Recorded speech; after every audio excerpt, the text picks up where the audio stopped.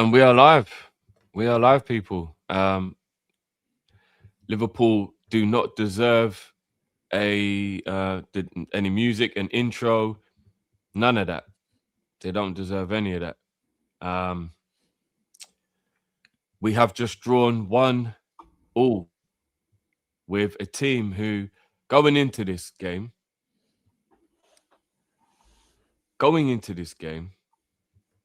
let me read you their form.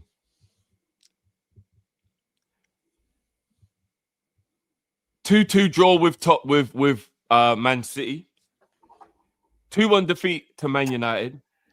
No, 2-0 defeat to Man United. 2-1 defeat to Newcastle. 4-1 defeat to Arsenal. 2-1 defeat to Fulham. 3-1 defeat to Crystal Palace. 5-2 defeat to Atletico. And then lo and behold, Liverpool matching the beta bullshit, shocking, embarrassing energy of Man City, who are another diabolical, embarrassing team in the league this season, by being the only other team to let them have points in the league. I don't even know what to say anymore. I really don't. I'm trying to find the energy to give a F, because these players don't seem to care. If these players don't care, if this manager doesn't seem to care, why are we gonna give ourselves brain hemorrhages trying to figure out what's going on ourselves? Welcome to the show, Ram. Big up your damn self as always, bro. Talk to me, bro. I think you might still have that little bit of energy left in you for a rant. So by all means, my brother, do your thing. Everyone can get it. Everyone. The club as a whole is a disgrace, an absolute disgrace, from the players, the manager, and the board. Every single one of them is a disgrace. Every single one of them. The players, lack of fight, lack of intensity, lack of ideas, lack of anything at all. The manager, brain dead decision making. Substitutions were horrible. There was no fight from him. If there's no fight from your players, I'm sorry, that's your job. You are the manager. You motivate them. We had one of the greatest motivators of all time in Jurgen Klopp. Do you think he would stand for anything like that? Klopp wasn't perfect. But I guarantee you that performance, he would not accept that performance. He'll probably be going onto that pitch and slapping every single one of these players. And now it's the board as well, because I feel as though we're focusing on certain players. We focus on the manager, but these guys, the fact that there's no change at all, nothing has changed at all in terms of management. We didn't buy anyone in the January transfer window. We're cooked from top to bottom. We are cooked. Are we just gonna throw away this entire season? I feel as though we're just throwing away this entire season. And people kept on saying, you know what, Drifty, you watched Juventus versus Galatasaray, yeah? We both watched it. We saw how poor Galatasaray were against Juventus. Do you think with that performance that we saw today, we're gonna beat them at Anfield? No chance.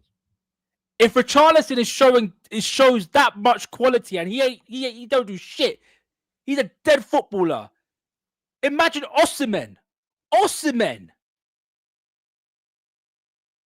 Brother, we are fundamentally cooked. Fundamentally cooked. There's one player I feel sorry for to an extent, which is, well, actually two to be fair. Rio and Gamoa. Because this is how cooked we are. We're relying on a 17-year-old to provide all the threat that we have. And you could see every time he got onto the ball, Pedro didn't want anything to do with him. Porro couldn't do crap. Couldn't deal with him. We take him off, we look like dog crap. Another player that I feel sorry for to an extent. I was going to say Szoboszlai to an extent because, again, you're asking a midfielder to play as a right back. Of course, he's going to make positional errors because he's not a right back. It's just different. How many times have we said it? How many times has the Liverpool fan base, the Kopish community have said, Szoboszlai is a fantastic, versatile footballer. But we can't be going into games playing him at right back. We can't be going into games playing at right back because, again, he lacks the defensive awareness to play as a right back. And Alisson, because he got a bunch of donkeys in front of him. Like, literally, we dropped points to arguably the worst team in the league on form. The worst team in the league. Burnley are better than them. Wolves are better than them. West Ham are better than them. Nottingham Forest are better than them. And we gave them the first points. You know what? I saw them against Atletico. I never seen a team look so dejected, so depressed in my life. But leave it to Liverpool. Leave it to Liverpool to give them some form of life. Some form of life. And there's certain players in this team that are not getting away with it. Florian Wirtz, he's my guy. I repped him ever since he joined the football club. But I tell you what, for a German attacking midfielder, you don't act like one. Pillow feet. Can't make a single decision right. It's ridiculous how many opportunities you had and you still couldn't make anything click. You couldn't find the right pass. Kept delegating. No inventiveness. And by God, I swear some of these players, like Salah when he came on, didn't do much. Ekitike spurned 2 great opportunities. We all know how good Ekitike is, but that don't excuse the fact that you had 2 great opportunities and you messed it up. And the midfield. Bro, it's you know, I could spend about 40 minutes. I could spend about 45 minutes talking about how poor this team have been. But you know what? I can't take up majority of the time. It is the Kopish. Oh, bro, you can do what you like, bro. You know if you wanna talk some more about it, bro, you can talk away, my friend, because I'm not arguing with nothing you have to say, bro.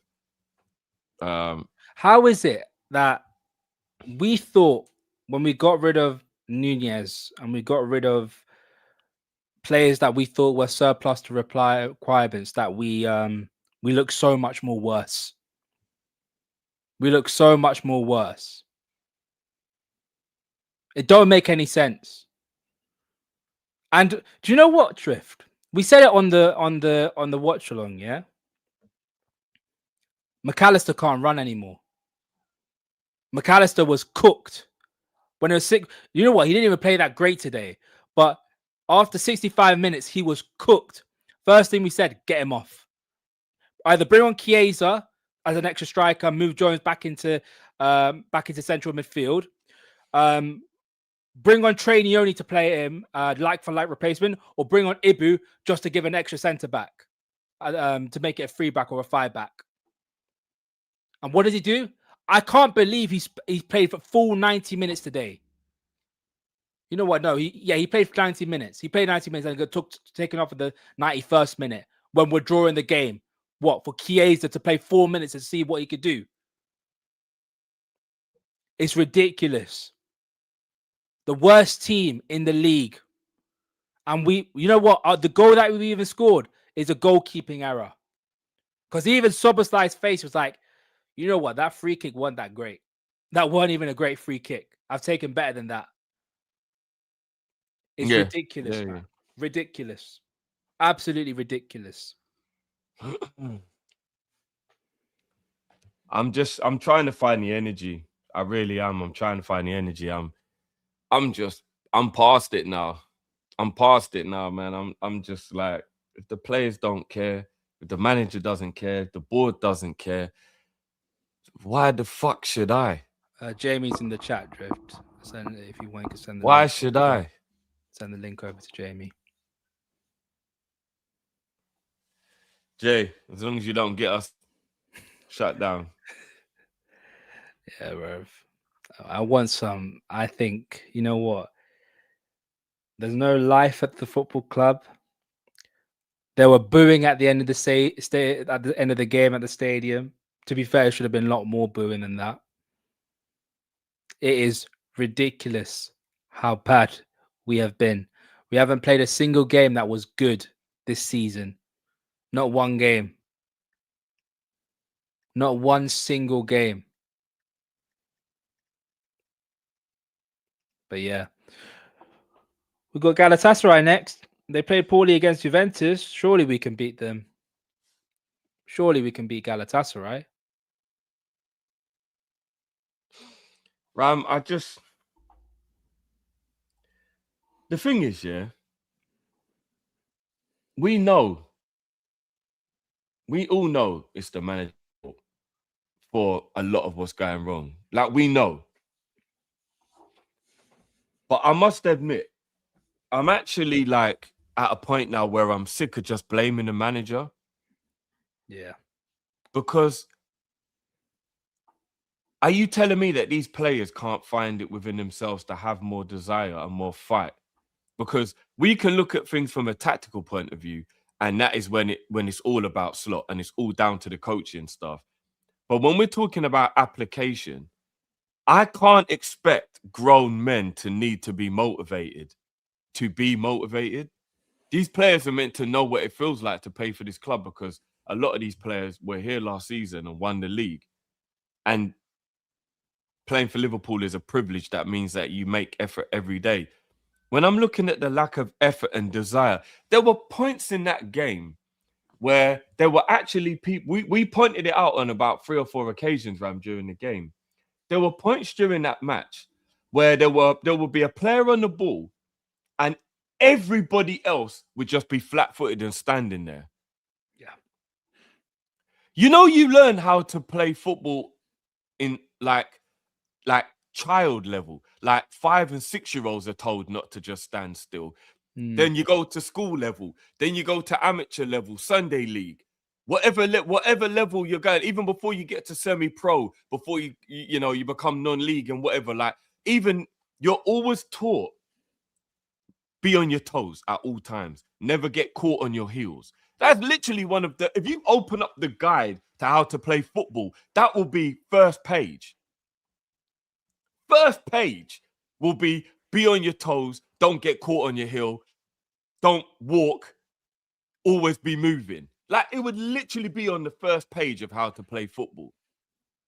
So you don't need a manager to motivate you to do that.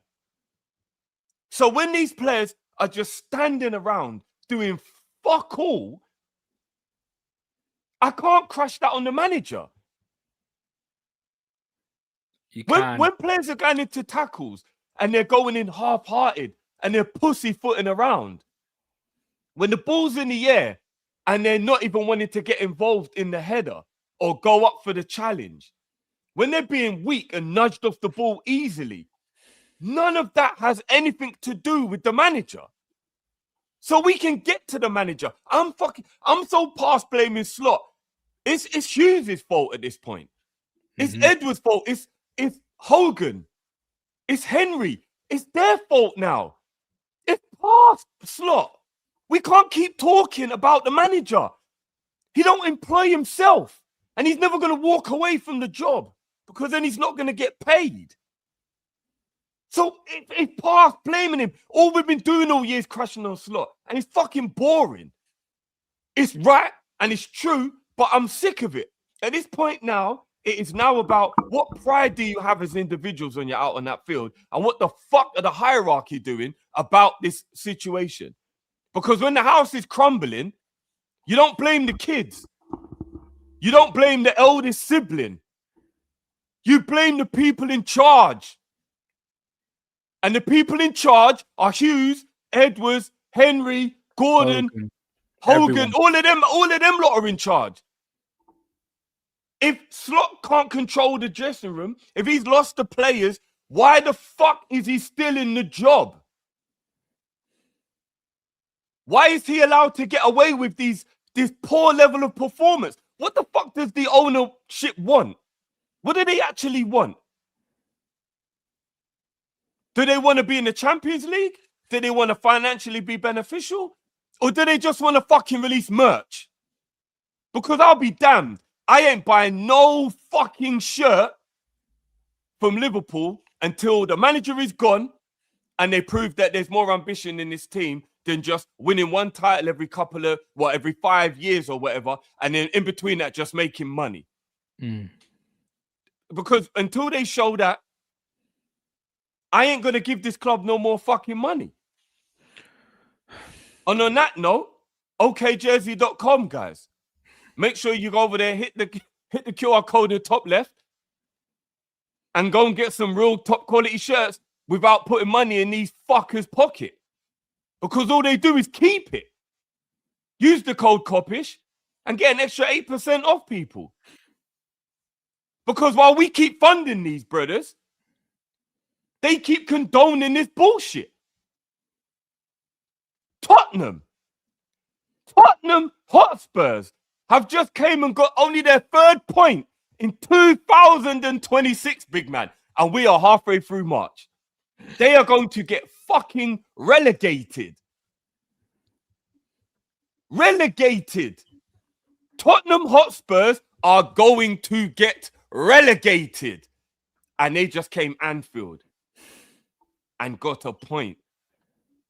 I'm telling you now, I am way past crashing it on these players, crashing it on this manager, even though they are all to blame as well. The hierarchy.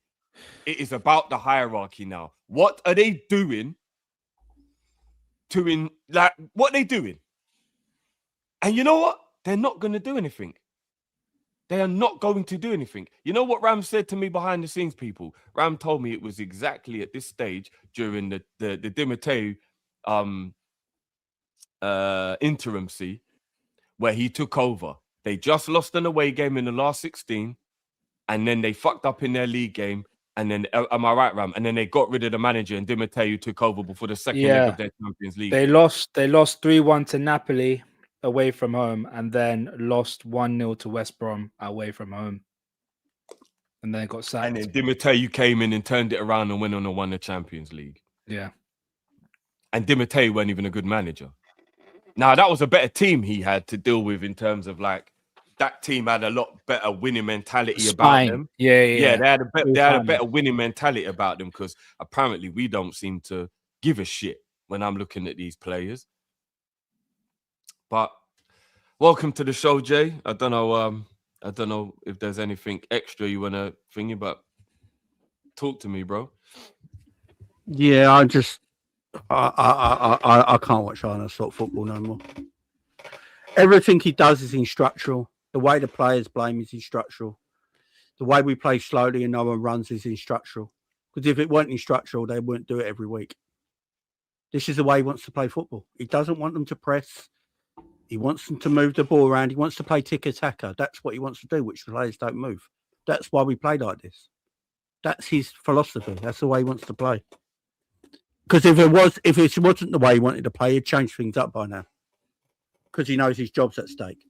So this is definitely instructional how we play. There's no doubt about it. And some of his substitutions are probably the worst in football. They're just atrocious. He took all our pace off. All our pace went off at one time, and we got worse. We got worse after the subs. Should have never taken Wirtz off. Wirtz was doing all right. Took the wingers off. Why? Don't know. You know, why McAllister played 91 minutes? No idea. You know, we became a slower football team after our subs were taken off. We became a slower football team. Someone said it, Jay. He only played left mid. He didn't even play as a centre midfield. He played left mid. Yeah, this is the problem.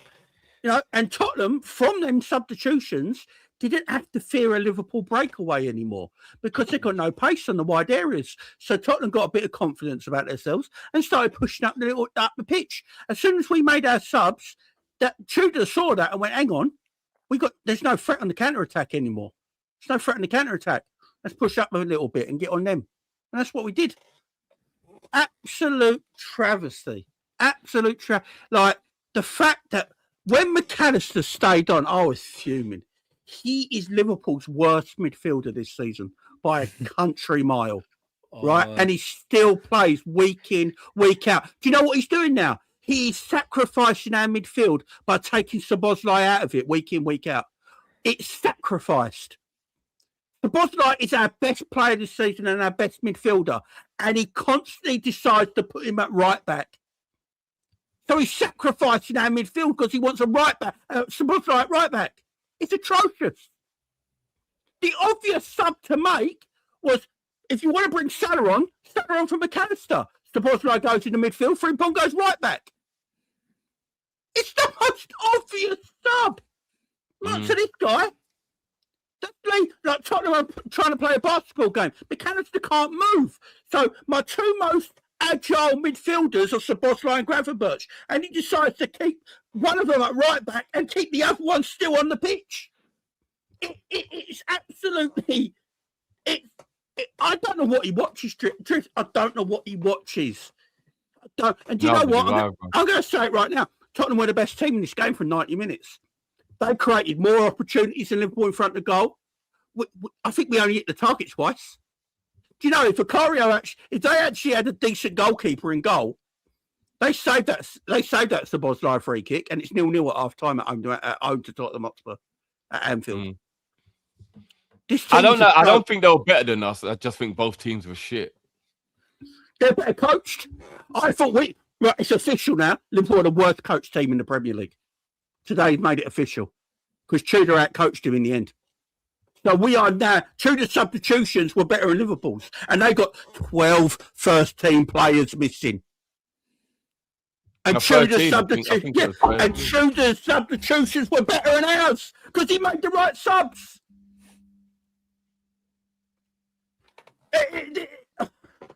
I can't do it no more. I can't sit there, and I just can't.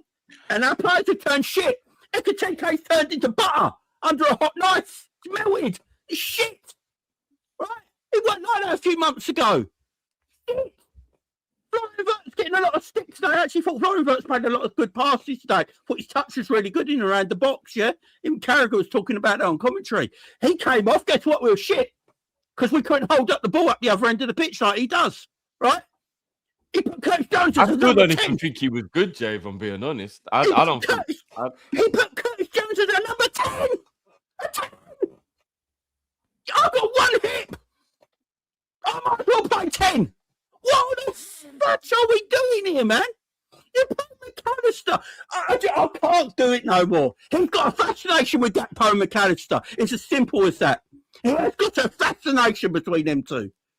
And he can't get rid of that fascination. And I guarantee you right now, the Champions League game, it's Gakpo, Salah and Ekitike up front. It's McAllister, Szoboszlai and Gravenberch in midfield. He's obsessed. I'm going to say this as well. This is why we talk about Slot. That's why me and Drift said it earlier, Jay. We're tired of talking about the Slot guy because we all know he's not good enough. So who do we go to? It's the guys up above. It's the Edwards, it's the Hughes, it's the Hogans, it's the John W. Henrys, everybody. No, it's one everybody. Person. It's one person. Richard Hughes. Richard Hughes is his sporting director. Richard Hughes is in charge of sacking, hiring, and buying and selling and contracts. That's his job. You know what? Richard Hughes. If he wants to die on that hill with Arne Slot, be my guest. Be my guest. Because if that's the case, then I want you gone. I want him gone as well. Because Richard Hughes is the one who hired Arne Slot. So it's Richard Hughes, man. Richard Hughes has got this fascination like Slot. I don't get it. We have Anfield is one of the. I can't believe how shit he's made Anfield. The fans didn't even care when we scored. They know what's coming. No one's scared to play at Liverpool no more. Tottenham turned up Anfield today and go, you know what? We're going to play 4 attackers. They played 4 attackers to start this game, Drift. They had to go. That tells you everything you need to know. Now, you know what's crazy? It's just dawned on me. Yeah, someone in the chat just said something. I just thought about it, and it's actually true. I'm not trying to take away credit from any of the people who helped us win the league last season, yeah, because I'm not about that. Especially Slot. I think it's been very disingenuous for people to act like Slot wasn't the reason we won the league. He was massively the reason why we won the league. But if you actually deep it, between Slot and Hughes, when they actually put their stamp on the team, they made us worse. Yeah, they have. Yeah. And this isn't even me saying they shouldn't have bought the players they bought. I'm just looking at it as a collective. Forget trying to break it down into all the little nuances and going into semantics and all that. Just looking at it from just a simplistic point. They both joined the club at the same time, had no influence in terms of transfers and the squad, and we win the league. And then when they put their influence on it, we get this bad. Yeah. It looks like it. Stack them both. That's what I say. Stack them both, man. Stack 'em Hughes, and I'm not even. This isn't even hindsight, because a lot. If you watched the channel recently, you know I said this at the time. Hughes was getting rid of players for a financial reason. Players like Elliott, players like Nunes, players like Diaz. These players were moved on for financial reasons. I'm not being gaslit into anything else. That is what it was. Trying to make maximum profit on players like Elliott and getting them out the door. Yeah, to be fair to Elliott, Slot never played him, so I can understand. No, he didn't. But you know what? If you're the sporting director, Jay, and you know there's value in that player, you keep him in the squad and you talk to the manager and you say, find a way to utilize him. Because the same way you bring a player in, it's the same way you should utilize a player you already have. There is no point in bringing in players and trying to reshuffle things if it's not going to be an improvement. No, I agree with you. And the same with moving players on. Do you know what I mean? Losing Elliott from the squad didn't benefit anybody. It didn't benefit anybody because you didn't bring anyone in, and Elliott is more than capable of actually contributing. Yeah, so I don't like Elliott. You just wanted the 35 million that we were going to get. You didn't want to give Diaz a new contract because Diaz is a 28-year-old, and you felt like giving someone 200 grand a week isn't worth it for someone of that age. So you've moved him on for financial reasons. Didn't replace him. You've got rid of Nunes because he might not have been good enough. But you want to know what? You didn't replace him, and you didn't replace his skill set, which was definitely important, which was having pace, having tenacity, and being able to press from the front. You brought in all these players that can't do that. You also haven't utilized the market in January. You should have brought players into January to deal with the situation we had with a bit of an issue at centre-back, issues on the wide areas, and just generally needing a little bit of a boost to the squad. Didn't do that at all. So everything that you've done in the last 6 to 12 months, Hughes, it can be questioned massively in terms of transfers. It can be massively questioned. I really want to know what the strategy was behind the summer, because right now we're sitting here and we're looking at it with the hindsight, which is making it easier to make this assessment, which I take on board. When you actually deep it, we were getting happy during the window because of the names we were bringing in, and we just thought surely the management have a plan for all of this, so let's not worry. We don't need to worry about where they're going to play or how they're going to play because we just won the league. And Richard Hughes is seen as an absolute genius. So, of course, they've got a plan. Why worry about it? But the hindsight now has got us sitting there thinking, you know, we should have been thinking about how do these players fit into the system and what are we going to do and how are we going to play? We shouldn't have had to do that during the summer, but we're now being forced to do it with the hindsight of looking at the team and thinking, you've taken all the pace out of the team, you've taken all the tenacity out of the team, you've taken a lot of the strength out of the team, and you brought in all these tiki-taka footballers who were weak on the ball for the most part. How are we going to cope with Premier League type football with that type of squad? Oh, I get it. You wanted to win the Champions League. You care more about winning the Champions League. So was it a deliberate Premier League almost sacrifice? And we're not going to win the Champions League. So what was the point of this season? What was actually the point of this season? It's crazy. It's crazy. I just can't be bothered anymore. Like I said, I even just got more angry in that last 10 minutes than I even wanted to. I didn't even want to give the team this much energy, but I'm trying to control my rage. And I might even do a little solo a little bit later on after I've heard all the interviews and try to like get a little bit more clarity in the situation. But I'm just perplexed right now, and I just don't get where I just don't get where the direction of the squad is. I don't get the direction we're going in. I don't understand why this manager's still here. I don't understand why these players are just getting away with being able to put in such little effort. I don't understand who's going to hold the high accountable. It's just all fucking bullshit. It just is. It's like Man United, yeah. Look, if you look at Man United, right, all their players weren't doing what they should have done under previous managers. Michael Carrick comes in, who knows the club, who knows what about Man United and the way they should play. Has got everyone playing well. Now, Bruno Fernandes is 5 assists away from breaking the record. Yeah, he's got everyone playing well. He's playing quicker football. He's moving the ball quicker. Man United players look a lot better now. Casemiro's pressing in his old age. You know, you've got players pressing that weren't pressing before. And it's a simple change that they made. It's, you know, all players go off the boil, right, and don't do what they should do for whatever reason it is. And a new manager comes in, he gets them players playing again. And we don't like, obviously, these players don't like the way Slot plays. It's very obvious to me, otherwise and they're just stuck in this rut.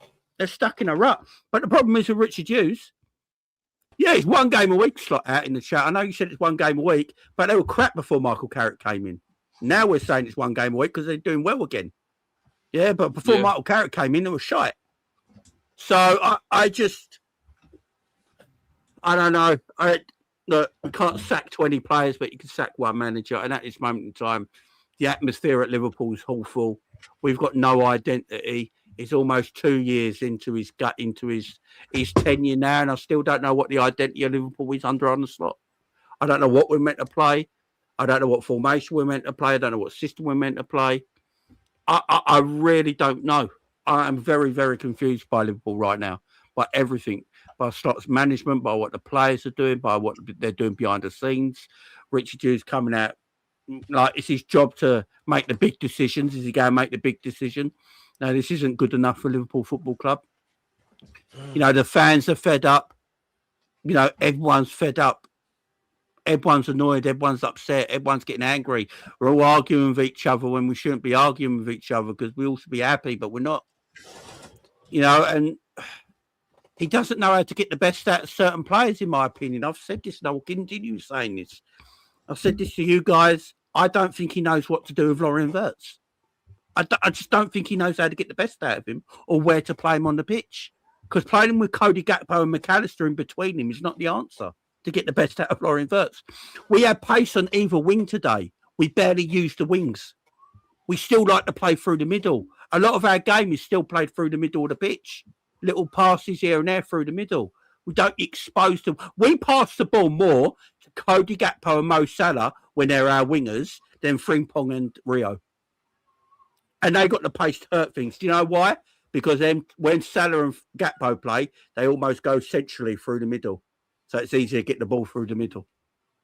We don't. Well, we finished the game with a 4-2-2-2, Jamie. So that shows you how much he wants to play down the middle. He doesn't want width, man. He really doesn't. He really doesn't want width at all, man. We're going to get into player ratings. I'm just going to get through these super chats, though. Big up Darth Callum says, get Humpty Dumpty, asked Pastor Toby for his Poundland Regen, Agent 47 Hitman out of my club. Couldn't even scam 3 points against relegation for the Spurs. Slow, lethargic and passionless football. It's time to go. Thanks for the previous season's memories. Big up Darth Callum. Dan says, Drift, I know you refuse to say it deep down, but you are realistic like myself. I see Arsenal winning the quad. It's happening, and I'm not even joking. Dan, they're definitely going to win 1 or 2 trophies for sure this season, but they won't win the quad. They won't win the quad. They're not good enough to win the quad, bro. But I understand why you're worried because the levels are so poor at the moment. It's like they could actually scumbag a quad. I can't lie. That's how poor the quality of football is in the world at the moment. So I hear your trepidation. Rook says, first time in 38 years I didn't change my life plans to watch us. I could have done, but I don't care until Slot is gone. We all knew what to expect. Big up yourself, and I totally empathize with what you're saying there, bro. The red guy, this is a low. So this is as low as losing 6-1 to Stoke. I'm taking a sabbatical because this is not my club I love anymore. At least F1 looks interesting this year. Do what you got to do to de-stress yourself, my bro. Ambient, the only thing Slot banks on beating Galatasaray now is the Anfield crowd. If he thinks Anfield are going to be cheering on that shit on Wednesday, he is a dumbass. There's defo a split in players who are behind Slot and the players who were down in tools with these lame performances. What has happened to us? Big up, bros. Big up yourself, G. Alex says, if Slot stays after the summer, I will rip the LFC crest off my chest. Oh shit, he's got an LFC tattoo on his chest. Fucking hell. Oh, sorry, LFC crest tattoo off my arm and my own teeth. No way am I watching this shit again next year. So at first I thought it said chest, but I just realized Liverpool crest. Well, don't rip the skin off your arm, my bro. But I totally hear where you're coming from. Big up our brother for becoming a member, and I know you've been a member before as well, G. Big up. But reclaiming that membership, big up your damn self. CGC. It's like Slot has coached the basics of football out of these players. He needs to go ASAP. Big up, right? 42 months a member, you legend. Slot has as much motivation as a mortician.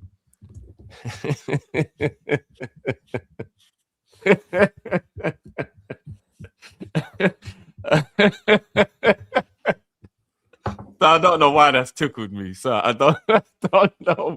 I'm trying to find some light in the darkness, I guess. I don't. Our drift is very dark right now. Just letting you know. Oh, I honestly don't know why that tickled me so much. I don't. I think it's just because I'm so angry. Jeff, looking forward to another video about how we shouldn't crash out on the team or the players or the board. No one's ever told you not to do that, bro. It's just about keeping the same energy for everyone.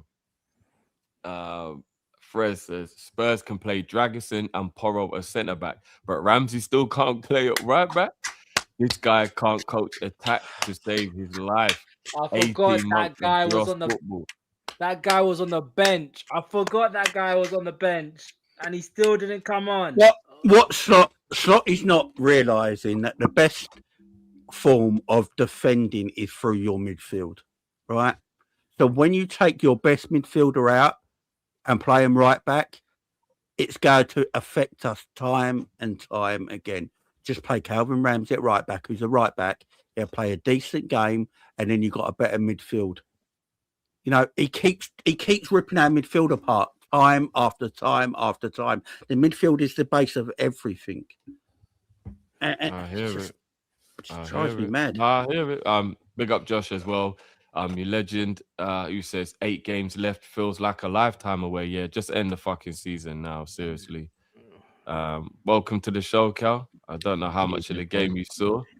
Managed to catch most of the first half, caught about 5-10 minutes of the second half. Again, I'm not massively I'm not surprised by the result. Not surprised. It was good that you didn't watch the second half, the fully Cal. The moment I realized it was like 80 minutes, it was 1-0. I was just like, yeah, they'll get a late goal. It's just I said the same thing. They'll get a late goal. It is who we are. Yeah. Again, not trying to be a Debbie Downer here or anything, but in me personally, I've written off this season. And I've written off next season as well because I don't think the manager gets sacked. So that I'm writing off the season because if he's not sacked, then we're going to go into the season with him, which means we're not going to win anything. So I'm sorry. I'm beyond shouting and screaming now, guys. I'll be real with you. I've done that already in the season. No, Cal. That's what I said. Like, do you not want to quote from Soberslide? Do you want a post-match quote from Soberslide? Go on. We have to wake up because if we carry on like this, we'd be lucky to get Conference League. I don't know what is happening. I honestly don't know. Oh no, he didn't say that, Drift. He said we should be happy with Conference League, which is worse. Oh yeah, we should be happy with Conference League. No, but he's still doing it tongue in cheek. He's Yeah. not saying it like, yeah, we'll be happy with it. It's like we're falling so bad, we may not even finish in the top 7. That's what he's kind of getting at, from what I take from it. So, Positional, I don't think that's him condoning it. would anyone be surprised if Szoboszlai looks to leave in the summer? No, this is why I said this, Jay. This is why I keep on saying the fact of Slot staying longer is not just results on the pitch and all that. It's the damage it will do behind the scenes. Like we will lose certain players. Like Jones will probably go because of him. So Szoboszlai could look to go if Real Madrid coming from. There are players that will look at and go, if he's staying, I'm going.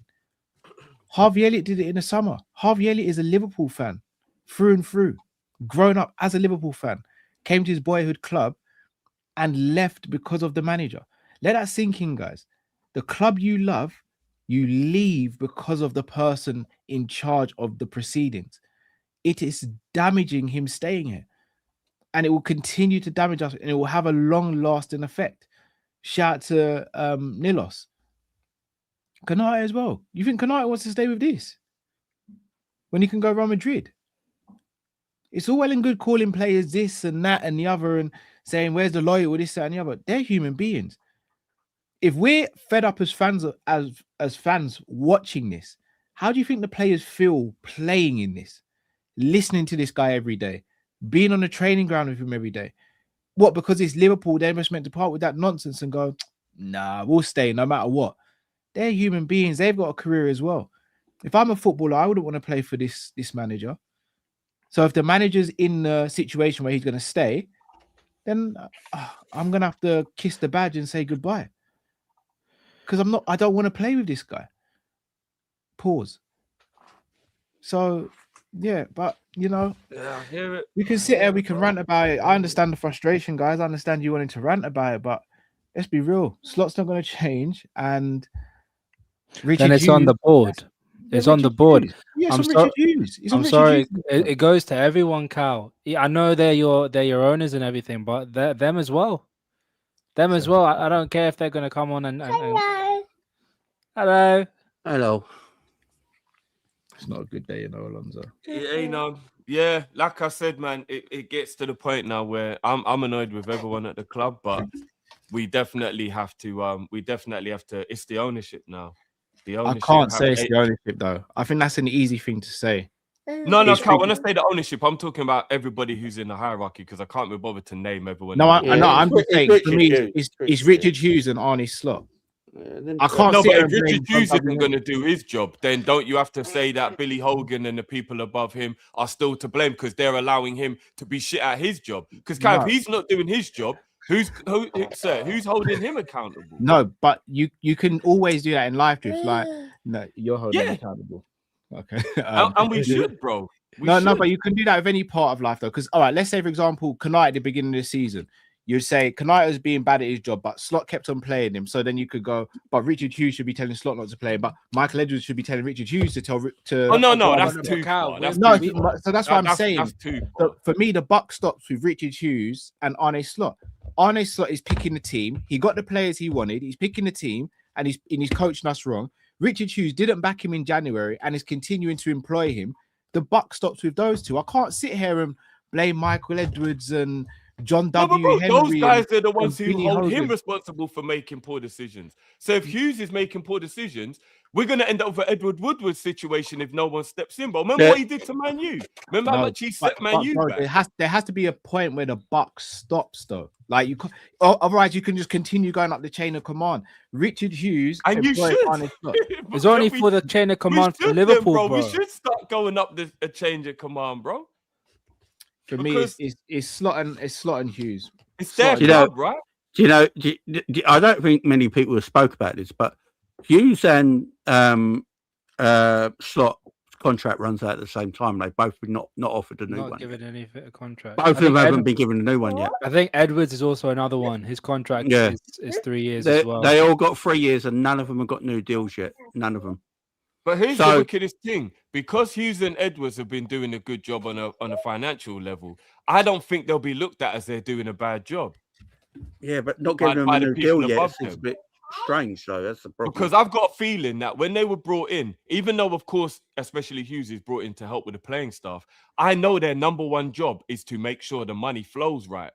I know it is. I've known this ownership for too long now. I know it is about making sure the money flows right, about making sure that all of the things that happen commercially and all that kind of stuff are done well. And I love all that because you need all that. But that's what makes me believe that the owners won't necessarily look at it and go, yeah, Hughes and Edwards are doing a bad job. Let's not give them a new contract. Because they're going to look at that fact that came out the other day that said Liverpool have been the most profitable team in England and broke a record or whatever it was when we made like 700 mil or whatever. I think they're going to look at it and go, are they really going to be annoyed we just drew 1-0 with Tottenham? Do you not think that Henry and then man, they even know we just drew with them? Honestly. No, probably not. But it's not their responsibility to sort the footballing matters, Drew. They've employed people to do that. So if those people don't do their job right, then they have to get new people. Then no, I agree. That should have been done, but that's Richard Hughes' job to do that. So my point, what I keep on saying it's Hughes and Slot. Slot's not doing his job, and Richard Hughes isn't doing his job. So I'm happy getting rid of both. You did it again. Did I do it again? Yeah. I'm never beating the allegations. I'm like, Richard Edwards. Richard Edwards, man. like at this point, I'm good getting rid of both now. Like I'm good getting rid of both. Yeah. Maybe it's the one. Maybe when we got so caught up with the whole. Can I just Ram to cut you? Can I just are you keeping Slot if we win the Champions League still? We ain't winning no Champions League. Oh, we ain't with that conversation's none. Do you think we're winning any Champions League? Go on, Cal. Tell me, we're going to win a Champions League. Are we going to win? No, Cal, you started it. Are we going to win a Champions League? No. Exactly. So we're not even going to get past Galatasaray. We ain't got to worry about none of that, bro. Hey, I'm at this point where just get rid of Richard Hughes and get me Paolo Maldini, bro. Get me Maldini. At least get me someone. He might bring a whole load of those Italian players over, bro, and we might still be in this. I tell you what, though, Drift. Who was the guy that founded Rafael Leao? Maldini. Who was also the guy that won their first Serie A title? Paolo Maldini. Why all the players that are sort of checked out of AC Milan? Paolo Maldini left.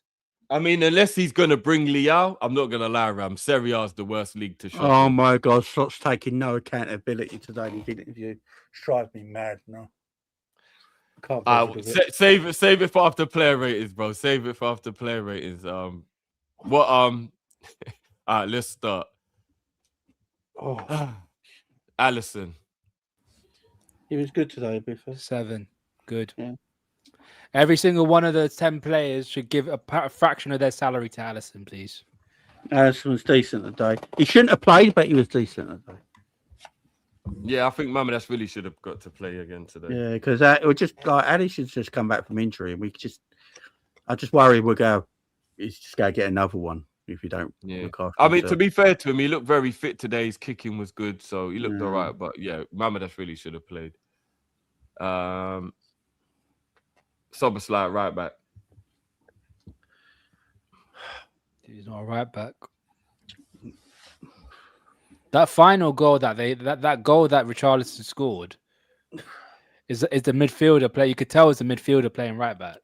He didn't cover it. He didn't cover the right. Every time, Ram, me and Cal have this discussion all the time with certain people. Yeah, when he plays right back, we always concede last minute goals because he loses his man. And it's not his fault. And it's not his fault, though. It's not the right back. But Jamie's not only that, because multiple times during the watch along, we were saying, why is Soboslai engaging? Drift kept saying, why is he engaging? I'm like, bro, he's a midfielder. And midfield's engaged. He's always engaging. That's his natural thing. That's his first thought. Is engaging with the player. Yeah, he was leaving a lot of space in behind when he would go to the ball. He'd get attracted to the ball, and then one pass round him, and then they're at our back line down the wing, and it's like, you can't even blame him because it's not his role. I'll give him a 6 because of the goal. Yeah, I'm quite happy I don't have to give player rates today. 'Cause I can't be accused of anything. So I'll give him a 6 because of the goal. Six. Bro, you know what's crazy? I'm not even going to say names because I don't want to put, but bro, the agenda some of the chat have, I'm not going to lie. Do you know someone came in earlier on and actually was like, hold that drift. Salah was way better today. What you going to say? What's your agenda? When have I ever had a Salah agenda? And don't give me 20 minutes of basic football as a barometer for what the level is Let's for be you real. to now try and justify anything negative that's been said against Salah. It's like, let's not do that. Let's be real. Yeah, he was good today because he was a super sub. Is that what we're going to limit to him now? I wouldn't put all. By the way, I wouldn't put all that goal on Szoboszlai. By the way, Gomez and Robbo. I have no idea. I have no idea what them two are doing today. But yeah, I just feel for Szoboszlai because he's doing his role as a midfielder at right back, and when you do that, it looks awful.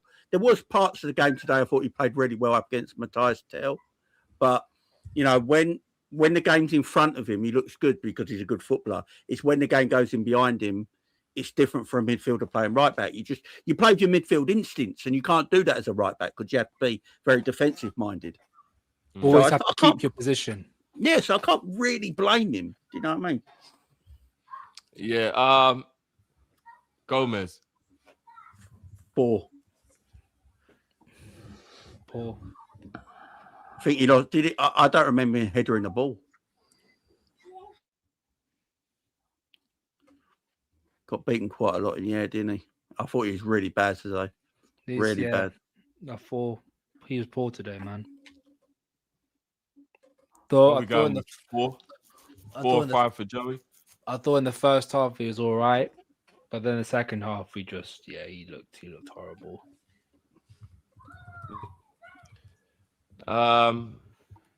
We'll go poor for Joey. Virgil. 6.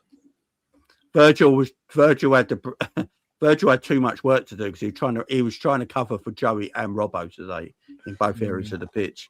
So he looked poor because of it, but he won a lot of his headers. He headed a lot of things away in the box that Gomez didn't. So I'd actually give Virgil a 6. I think. Sorry, no, I'm not laughing at you. 5.5. I'd give him 5.5. Does everyone want to hear Slot's quotes? Oh, I just read them. That's why I'm. Well, what was it? Save it for after player rating. Well, Cal, just save it because I want to try and guess what he said. No, you won't guess this. He's brilliant. He's actually brilliant. Let's get through the player ratings, guys, and then we'll get back onto it. Yeah, we'll get back onto it. So 5.5 to a 6 for Virgil. Yeah, I'm all right. 5.5 is fine. 5.5 fine. 5.5 is fine. No problem. Robbo. 2. Poor. 2 or 4. Poor or awful. Out of position a lot. Got beaten up a lot. His passing was bad. Yeah, I'm not mad at that. Moving into midfield, Gravenberch. Best midfielder today for me. Says a lot. Says a lot if he's our best midfielder because I'm still struggling to go higher than the 6 at the absolute most for Gravenberch. No. 6 for Grav because he died towards the end in the second half. But in the first half, he was easily. I actually thought he was our best player in the first half. I think Jay defensively was very good, but some of his part. There's one good pass he made to Vic. He should have had an assist, and he just put a ball over the bar from a good shot, and his defending was good in midfield. So is it actually that bad? Again, with his passing, I keep saying this about his passing. I think Gravenberch is a villain of our team, yeah. But there's a midfielder next to him who gets away with murder. Oh, right? Not today. Gets away with murder all season, man. In fact, Gravenberch is a better passer than him. How about that? No, he's not. Oh, no, we won't go that far. Today, I get why you're annoyed, but he's not. But Grav, the thing is with Grav, do you know what Grav should do? Whenever he wins the ball, just play the simple ball to the better passes around the pitch. He's not a better passer, but I'm with Jay. This whole passing of McAllister, I've been saying it, is so overrated. He's a good passer of the ball. No, I mean, Cal, you've heard this season has been crap. He's never been a great passer of the ball. He has. Cal, you've heard me say this. Our best passer in our team is not even those two. It's Virgil. It's Virgil Szoboszlai, yeah. Yeah. Well, let's talk about him then. Oh yeah, I'll and give let's a get six, past it. a six, Well, a six for Grab. I would have given him five. I'd say. Well, yeah, I've gone down the middle with a 5.5 for Grav. What would we say for McAllister then? You know where Cow is? Yeah, put him there. I give Then I I live in the give basement, Ram. That's the picture that is right there, bro. Is it not? I give a 2 for McAllister because he won the free kick for the goal. Apart from that, did nothing. Cow, don't Is hate me. Hate the player. Don't hate the player. Hate the game. Again, I'm not going to hate on McAllister too much because he shouldn't be playing all the time. But the manager keeps putting him out there to be the villain. You know, if I'm being honest with you, yeah, I know McAllister wasn't great. Of course he weren't. But I'm trying to go. I'm trying not to get too angry in the moment and remember moments during the game because we get a lot of emotion in post game. If I'm not mistaken, me and Ram only started to moan about McAllister from about 60 minutes onwards. I don't think the first hour he was terrible. It was in the last half an hour when we started noticing he's getting round past. He's tired now. Now he's making poor passes. The first hour of the game, he wasn't great or anything, but he wasn't like crash out terrible. So it's like, but drift trying to remember a little bit like what we said about Gravenberch. Like I think Gravenberch the first half an hour, he was actually really good in the first half an hour, but then he absolutely went down after that. So I'm trying to remember the good parts as well as the bad parts of people's game.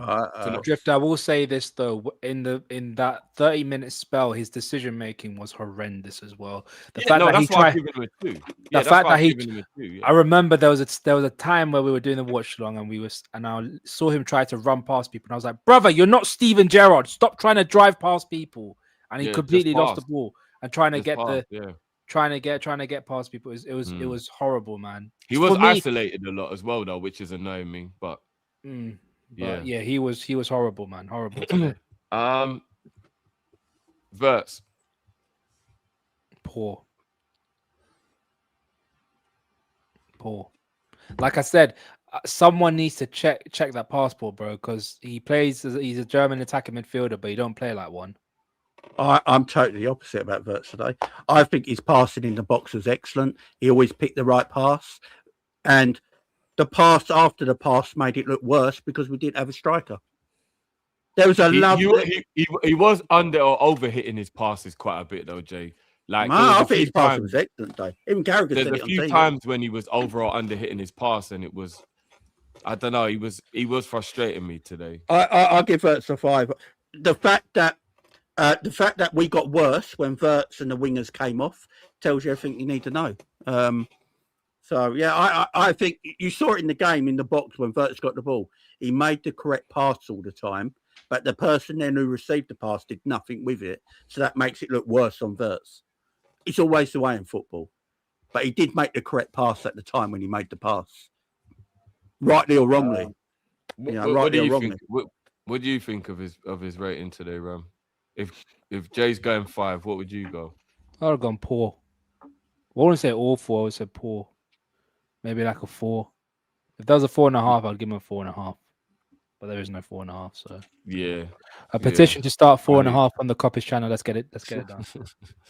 I know these lot told me 4.5 wasn't I mean, I'm not gonna lie. It is 4.5 is a petty. Thank score. you. It's about petty. 4.5 is a petty. I'm not gonna lie. It is a petty. Hell. what would it be called? It would be called Porter. No, we'd actually have to call it petty. And the reason I give Verts a little bit more as well, a little bit of a higher rating is because the ball weren't coming back as much as it did after Verts went off either. He was we definitely got worse when he was stretching the game by trying to run in behind and get into good positions. And when he came off, we didn't have that anymore through the middle of the pitch. But I think the wingers being slower also contribute to that, though, Jake. Yeah, the wingers contribute as well. But that's what I'm saying. Verts was even coming back and winning the ball in tackles as well a few times as well, which McAllister he actually ran past. There was one time in the game he ran past McAllister. He ran past McAllister to win a tackle. So look, Verts weren't great. He weren't great at all. I'm not saying that, but there was bits of his game that you noticed when he was substituted that disappeared in our game, and that's what I'm saying with it. That's why 5 is probably a correct score. 4 or 5. All right, let's move on to the attack. Jeremy. 2. Did nothing with the ball, man. Needs to play right back, not right wing. You know what? I said it during the watch along. I love his endeavor. I love his effort. I love his attitude. I love his personality. I love all the things that he brings to Liverpool. He seems like such a joy in the dressing room, all that stuff. But I just don't know where he fits in at Liverpool. That's play right back. He's good when he plays there. But and I know Cal and Matt looked at me sideways when I said it the other day. But if we're talking about recruitment and we're talking about what needs to change, I definitely think he's one of the players we can sell in the summer. I think every time Wirtz has played, every time Frimpong has played right back, I think he's had a decent game when he's played right back this season. It's just that for he hasn't been crap. Our managers just don't want to play him right back because he plays for Bosley there. It was destroys the whole team. We said it on Stream Drift where it was ludicrous to think that Frimpong will beat Jed Spence for pace when he's got height, speed, and physical dominance about him, you know? But he was still carrying the ball and causing a threat, even though he wasn't doing the right outcomes, which I understood why Slot wanted that, because if you've got pace out wide, then you can drag the team up the field. And we don't get to do that with Gakpo and Salah playing on the wing. We don't get to drag the team up the field and push your position back. So I got the logic behind it. And as Jay said as well, until those players came off, Tottenham looked ineffective. And then the moment those players came off and we changed the tactic, that was when Tottenham started to look threatening. And it was like, oh, Tottenham are going to score it, aren't they? So, you know. He's a right wing back. If we're going to play a right wing back system, we have one of the best in the world.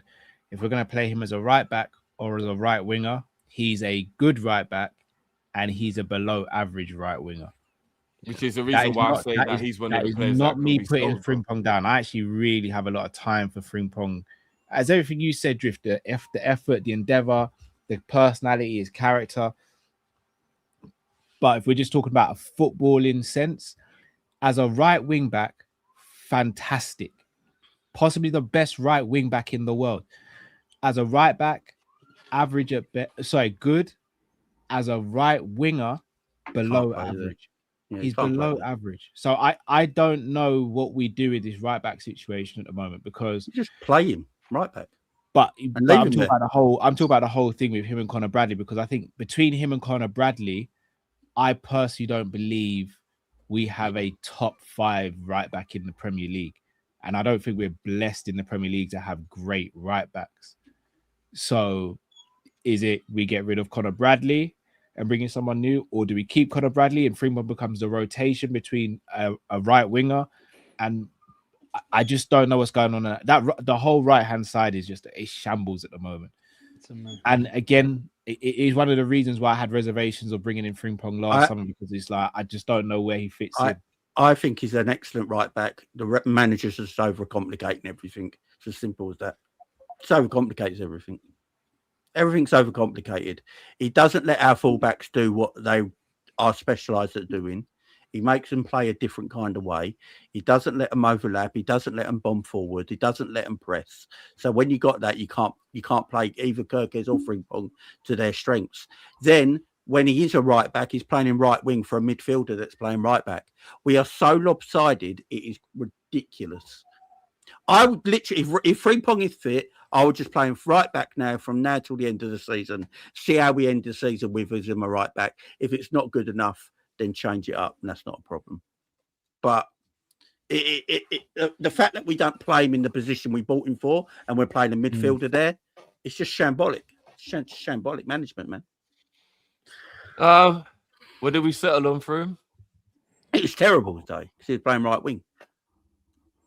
Yeah, he's poor. He was poor. I'm gonna put awful. The thing about Frimpong, which is one of the reasons why I think he's one of the players that should go in the summer, is I just don't see where he fits in.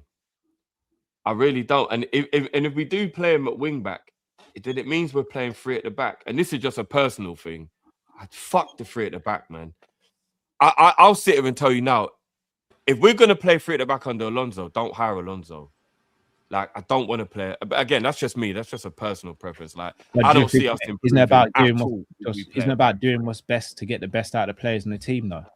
Whether you Who? like Nah, in the summer it's about re-recruiting and just getting the right players to play a different way, bro. Not just settling for what you have. We And need look, to. this is just we- my it's not, opinion. it's I'm not not even saying settling I'm though, wrong or because right. isn't I'm it just having giving my variety opinion. though, Drew?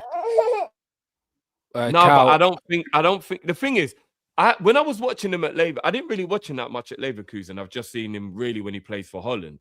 So the only real view I have on him is for Holland. And Jay will tell you, because we've done a lot of Holland games, and Holland don't play that well. So it's also difficult. You know, when he played at right wing for Holland as well, he wasn't really effective in those games either. But I tried not to judge him too much because the Dutch team ain't that great. But when I actually really deep it and I think about when people tell me he was a great wing back when he was at Leverkusen, I'm going to have to go back and watch why. Because he doesn't have a good delivery. So I'm thinking, well, once he gets up the field, what does he do with it that makes him effective? Because his pace is frightening, but his end product is very shaky. well, He crashes the box very well. the one issue that the one thing I would say, even with him, whether you doubt his qualities, he still has certain aspects within his game that will still be beneficial, whether it be starting or being on the bench. A bit similar to what Adama Traore used to be like. Traore was fast, physical, and everything, so it was tough for anyone to beat him in a foot race. And him coming on off the bench to make something happen, he's always going to be good. And I see the same thing with Frimpong. Frimpong is an incredibly good dribbler with the ball. He's very hard to get off the ball because he's quick, he's nimble, and he keeps the ball very well. And his Do you end think product, he's hard to get off the ball though, Ram? He's weak. he's weak, but he's very nimble. So his balance and his agility gets him out of trouble a lot. Because that's why he's hard to dribble. He's hard to get off the ball because he try and push. I think from a pace point of view, I agree with you. But I think any time it's a shoulder to shoulder, he loses. So the one thing he's good at. If you're gonna try and get him off the ball, you have to push him off the ball. And the good thing is because he's so weak, he can just get fouls easily. Because a push for him would be like someone barging him over. Do you know what? I'm willing to give all the new players a chance next season, but because they've only just got it, so I'm willing to give them all a chance next season. But if it carries on like this again next season, you get rid of them. I don't care what their name is. I don't care if it's Ekatike, Isaac, Frimpong. So I don't care. If they're the same next season, you just let them go. But I am willing to give them that chance all next season.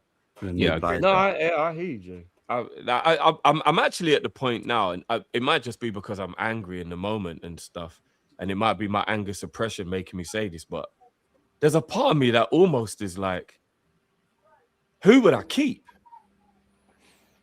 More so than who would I sell? Do you know what? Because if I could, I'm almost like I'd get rid of 85% of these lot now.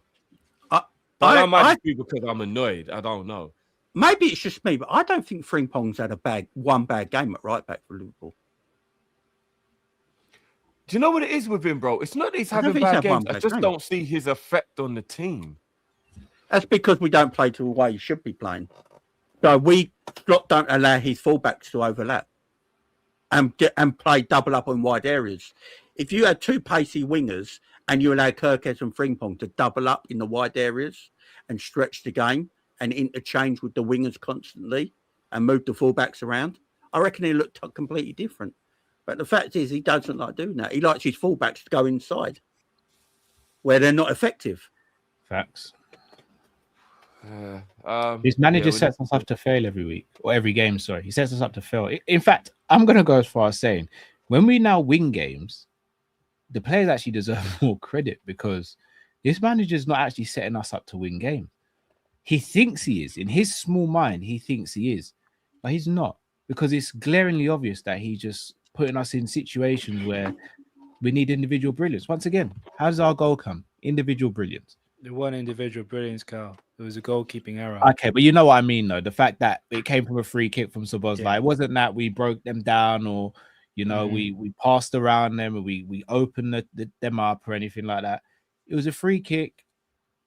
Good free kick. Keeper should have saved it, but that's the 1-0 lead. Alisson had to make a bunch of saves. This is Spurs, guys, without 13 first team. Drift, we were speaking about it before the game started. Was it like 7 first 11 players or something like that weren't available? Yeah, seven of their first 11 were missing today. No if there's Romero. ever- No Alright, just Romero. to no break this Van down, de Ven. guys. In the bottom half of the league, we've lost to Wolves this season. West Ham we've beaten both times. We've drawn with Burnley. We've now drawn with Spurs. Remember, we struggled to beat a 9-man Spurs. Nottingham Forest pulled our pants down, and we were lucky to get a 1-0 win against them. Those are the worst teams in the league, guys. And we're 2 struggling. draws with Leeds. 2 draws with Leeds. Nottingham Forest beat us 3-0 at Anfield, wasn't it? Yeah, they pulled our pants down, Jay. Lost to Bournemouth away from home. When they were in a run of form of 6 games without a win. Sorry, no, Guys, 13 games without a win. Sorry. and this is my thing. Nothing changes. And that's why I'm saying I think the way we play is complete instruction. Because nothing changes. Yeah, to be fair, losing at home to City is actually embarrassing as well. They're fucking shit. The way we lost to them as well was embarrassing. Can I ask a question, guys? And again, I'm not trying to gaslight anyone. I've been open and saying I didn't watch the second half pretty much. You know, everyone's frustrated at Verts, and I get it. Like, especially the Galatasaray game with the shots and stuff like that, I get it. And this is shout out to Jade Activist because he just tagged me in a tweet. Do you remember last season what people were saying about Szoboszlai? Yep. Yeah, they're doing the same job. Isn't it Said this very all reminiscent season. what they're saying about Verts this season? So could it not be that the manager just doesn't know how to play with a 10? Or I've been saying this. or we play with a 10, but he's not really a 10. He's a 10 listed on the pitch on the team sheet, but he's having to do more defending than the No, but Verts isn't doing what Szoboszlai was doing last year. He is, so you it's know. not the same, bro. He does. He comes back defensively. He's not. Bro, Cal, Drift. How many really times? hard. Drift. How many defense times all have the we said? I said on the stream that when we had a conversation about Verts, people. Remember I said people say don't- that he don't know how to yeah, press. right. He works hard, bro. He works hard. No, he definitely works hard, but he's not covering for Salah and doing all the but that's defensive work. so- No, Szoboszlai- he's not doing exactly what Szoboszlai. Szoboszlai was a madman last season, but we're saying in terms of It's same kind of I think role, it's but differently. Yeah, different. if you're playing attributes to that McAllister in the team, you're not a 10. Can't You're just standing in a 10 position sometimes, but you're not a 10 because you're going to have to do more dogged work than you are attacking work. It's a Whereas crazy if you had thing, two but players in the midfield, if you had Sobo and Grav today, Verts, in my opinion, has way more freedom to play his game. No, I agree with that. But I thought you lot meant like he's literally doing the same role. By the way, I said this in the summer when we bought Verts. I said this only works if Verts is an out and out 10. I said this about Szoboszlai last season when everyone was crashing on him. I said it's not his fault. He's doing a job the manager wants him to do. He's not a 10. And now you've got Verts who is a 10. He's making him do a similar job to what Szoboszlai did, but a different attributes that Szoboszlai has. But Verts does it more on the left-hand side, where Szoboszlai did it on the right-hand side. I keep seeing my number 10 winning tackles in his own penalty box. That shouldn't be happening. And then I'm asking him to make the run all the way back upfield to be creative. It's not going to work. It's not going to work. Next on the agenda is Rio. We don't actually have a picture of Rio, but 7. He was good. Yeah, good. I don't know why he went off. Pedro Porro. To be fair, the one thing he looked tired. He did look tired when he was came gassing quite a bit. That's why I was like, okay, fine, maybe take him off. I think what it is with him, yeah. I think the intensity of the league might be what he's coping with, what he's struggling with. Like mentally, he seems fine. Like obviously, his skill set is definitely welcomed. I just think maybe like the physicality of the Premier League, because even in the first half, he looked tired. He's not built enough for the Premier League yet. Yeah. I think the intensity. Hang on. He's not built for the Premier League yet, but we employ Cody Gakpo. He was no one's saying Gakpo should put, but I don't think today shows he can't play 90 minutes. Rio definitely can't play week in, week out 90 minutes. He's not physically ready yet. Oh, he has to. He has to now till the end of the season. But He that's has what to. we're saying, though, Jay. That's what we're saying. He has to, but he's not. We could see why he can't. We want him last to a because of the game. needs of the team, but he's not physically He's capable. not physically Do ready you know for what, it. Jay? I hear what you're saying, Jay. If there's one thing I'm going to actually agree with Slot on, and I hate doing it. Not 90-minute games, but he has to start every game. Don't play 90 minutes. I'll start Oh, games. yeah, I'm start, saying. yeah. We're at a point. Do you know at the same time, Slot Slot is right. We actually do have to protect him. You do have to protect him. I don't mind protecting him, yeah, but he has to start every game. I don't mean him for him to play 90 minutes every week. I don't need that. But right now, I would start him. If he can only play 50 minutes, he can only play 50 minutes, yeah. But I'd play him that 50 minutes every game, right? That's seriously what I would do, and then he gets enough rest, yeah. But I Gakpo plays everywhere on the pitch. I don't get it. I'm lost for words now with Cody Gakpo. I can't watch Liverpool play Cody Gakpo at left wing anymore. I just can't. He's an atrocious footballer. I just can't. Shall I tell you what it is, Jay? Shall I tell you what it is with Rio? Rio should be getting garbage minutes. But the reason why we're annoyed that he's getting garbage minutes is because there's no one in front of him that we go, oh, that's why he's getting garbage minutes. Like, that's what the issue is. We should have another left winger that's in the team ahead of Gakpo and ahead of Rio, where we go, oh, Rio's coming off. We're winning the game 4-0. Yeah, Gakpo sits on the bench, Rio comes on. But instead, because we are so bad, because Gakpo's been so bad, we're screaming for us to play Rio when we shouldn't, Jay. We shouldn't. But it's a place we've got available, isn't it? So you got to deal with it. We put ourselves in a desperate situation, as you said. So, like, it's just a crap situation all around. Because you should have another left winger there that can protect him. We shouldn't have to be looking at Rio going and saying, "Go and save our season, go and save our season." But it's the thing, Cal, under this manager, if we had another winger, I don't think you see Rio all this season.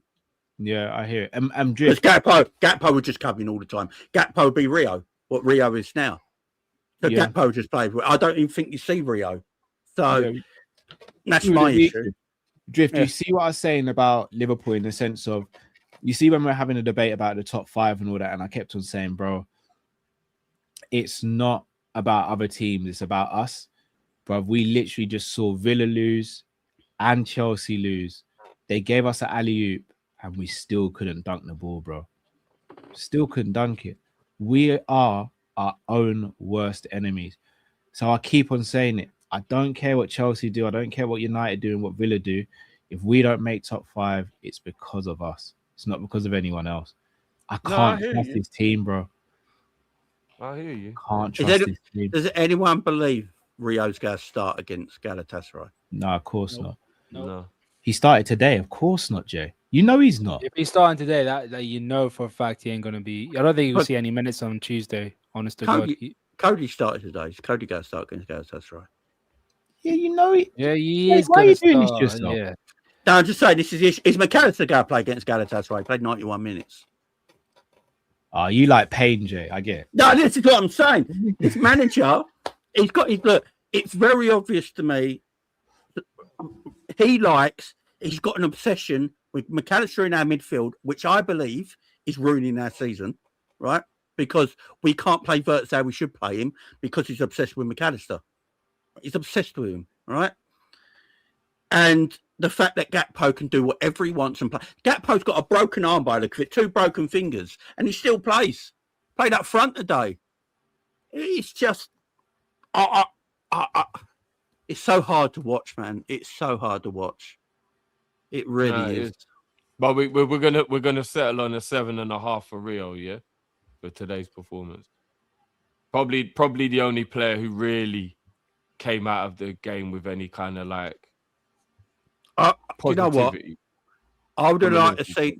Yeah, I would have liked for just 5 or 10 minutes, yeah, to see Rio off the left, Frimpong at right back, and Salah at right wing, just for like 10 minutes, just for 10 minutes.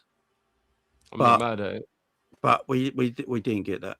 We didn't get that. I do think the reason why I brought off Rio and Frimpong was, even though it changed the game, I think a lot of it was based on the fact that Rio was gassed out and Frimpong with his hamstrings, I guess he doesn't want to keep rinsing him for 90 minutes.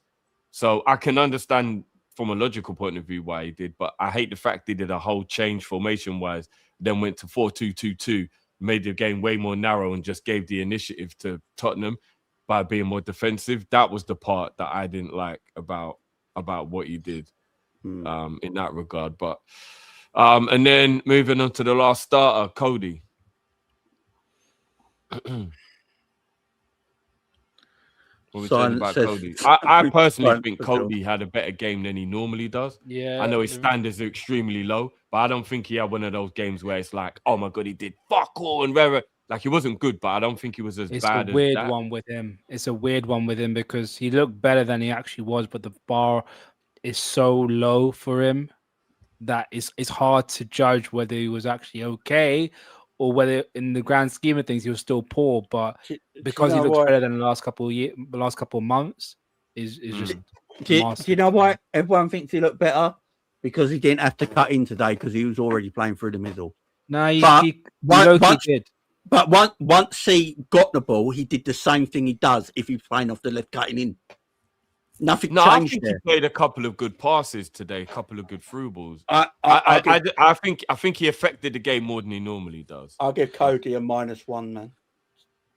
I wouldn't go that far, Jay. I would have given him a 4 today. I don't want to see him playing for Liverpool ever again. I would have given him a 4.5. I'd rather have Martinelli over Gakpo. That's how bad it is. I'd rather have Garnacho over Gakpo. Oh, I don't know about Garnacho. No. I'm done with Cody, man. Well, one thing about Gakpo compared to Garnacho, I know he won't be leaking the team sheets before each game, bro. Yeah, Garnacho, Martinelli. I did ask the question, I think, at the beginning of the season about him and Martinelli, and I still don't know the answer. But Garnacho's awful, Joe. No, obviously I don't mean it. I'm so pissed off that I'm hating the guy. Do you know what I mean? I've decided because everyone hates Gravenberch, so I'm sticking up for him. I'm going to change my toxicity to Cody Gakpo and put all my hate on him now. Right? I can't watch his performances. They're so drab. You know, we talk about Salah falling off a cliff. He had 33 going on 34. He's falling off. He's 27. Do you know what, Jay, as well? He fell off his worse. His fall off is worse than most Salah's. The reason, I think today, why specifically myself, from what I saw. Darwin Núñez that left wing over Cody Gakpo. That's how angry I am. If you told me today, I could go, you know what, Jamie, I'm going to do a deal with you at Liverpool. You can have Darwin Núñez, but he's only going to play left wing for the whole season, but Cody Gakpo's going to get sold. I would shake your hand. I would literally shake your hand. At least I know I'm going to get effort. He might not be good, but I'm going to get effort. He's going to sweat. He's going to fight a fan. He's going to give me something, yeah? He's going to bring his wife on the pitch. He's going to do something. I can't watch Cody no more, man. I can't do it. Could you again, I agree with everything you're saying, Jay, but one thing I will say, if we're going to be fair, is we say that the manager's not playing to Vert's strengths, Frimpong's strengths, and everyone else's. Give me it. He's okay. He ain't got one. No, we can't do that. We can't do that. He has. So last season, Cody Gakpo was good because the system we were playing was he would usually be the person that arrives at a back post and get goals from either a Salah cross or a Trent cross. So we have to give him that. Also, he's got a powerful shot. The accuracy is very up and down, but he's got a powerful shot. I've got a powerful shot and he has got good timing on getting into the box. But again, he's been asked to play as a wide winger, which isn't his game. I'm not saying again. I think everyone knows my thoughts on Cody Gakpo, but if we're gonna make it like allowances for other players, do we not have to do the same for Gakpo? And that is why, Cal, I'm saying his drop off is worse than Salah's because he's only 27. Oh yeah, But the question is though, Jay. The reason why I would disagree with the statement of drop-off is because the drop-off for Salah is significant because he went from world-class to mediocre. Big up the chat who got the joke, by the way. Big up the chat. Yeah. when it comes to Gakpo, he was good to mediocre. So the drop-off objectively for Salah will be bigger because the gap is a lot. Yeah, bigger. yeah. Sure. But what I'm saying, I can understand his drop off because of his age. Yeah. Or the context wise, yeah, you can understand it. Yeah. But Yeah, I watch young Rio get the ball and it's exciting. He's going in. Have you seen my Cody Gakpo impression, by the way? Do you want to see it? It's my Cody impression. You know, Cody's got no tricks, yeah? You know, Cody's got no tricks. You are wearing shorts or trousers. Right. So this is my Cody impression. Are you wearing shorts or trousers, Jay? Wait, Jay, wait. I'm wearing denim. Denim, right? So we all know he's 6'4", yeah? But when he runs, he hunches over like this, don't he? Right? And this is his run, man. This is what Cody does. He goes, am I going left? Am I going right? Am I going left? Am I going right? And he does jazz hands at the same time. Am I going left? Am I going right? What way am I going to go? What way am I going to go? And he just cuts inside all the time. Like fullbacks are like, oh, we know what you're doing now, son. I'll just wait here. You go cut back any second. There you go. There's the cut back. That's Cody, man. He hasn't got a trick. He doesn't do a step over or anything. He just shifts. Am I going to go left? Am I going to go right? Am I going to go left? I can't be doing it no more, man. Get this prick out of my team. Harsh calling him a prick, Jay. He's harsh calling him a prick. Max Diamond's better than him, and he's 15. Get him out of my team, man.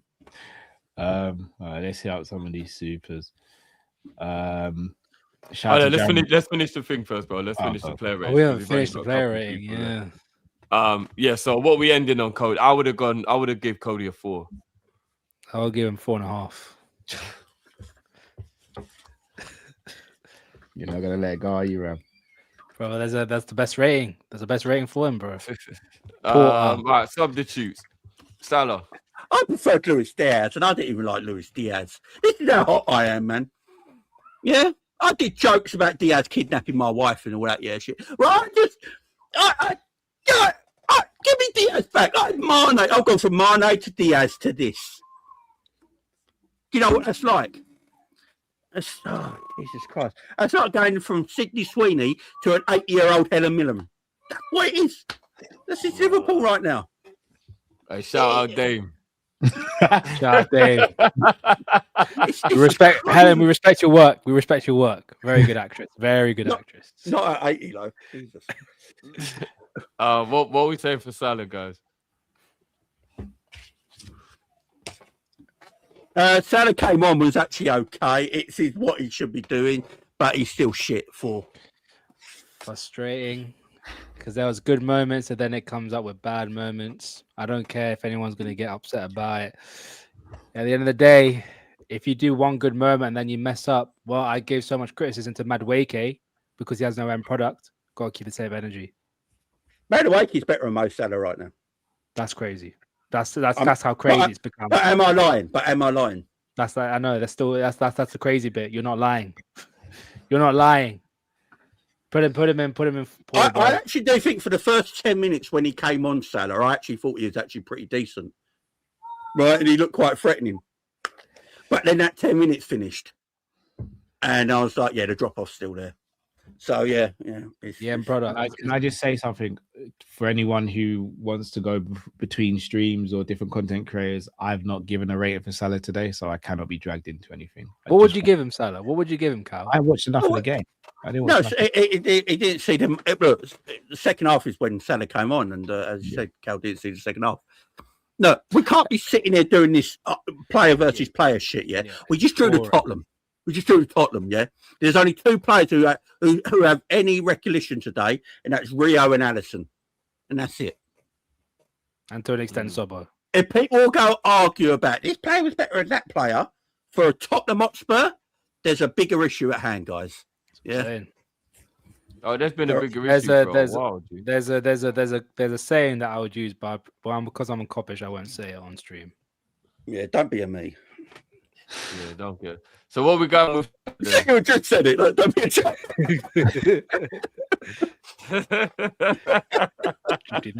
that was just sneaky. That was sneaky, Drew. How about nowhere? Yeah, don't get cancelled, bro. But yeah, what we don't be cancelled. I probably Mo would go 5.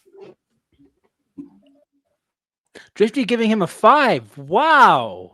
I'm surprised. I will say for the first 10 minutes he came on, Salah looked all right. I ain't gonna lie. You look good. I'm not. But But then after I 10 get what minutes, you're doing, it went.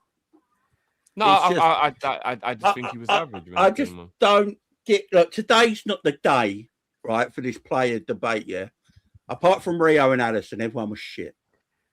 Yeah. Right, So they're the that's only two.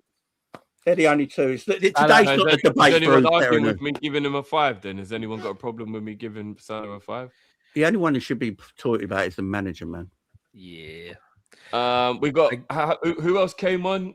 Jones and Chiesa. So Chiesa came on too late. We're not going to Don't rate bother Chiesa with today. him.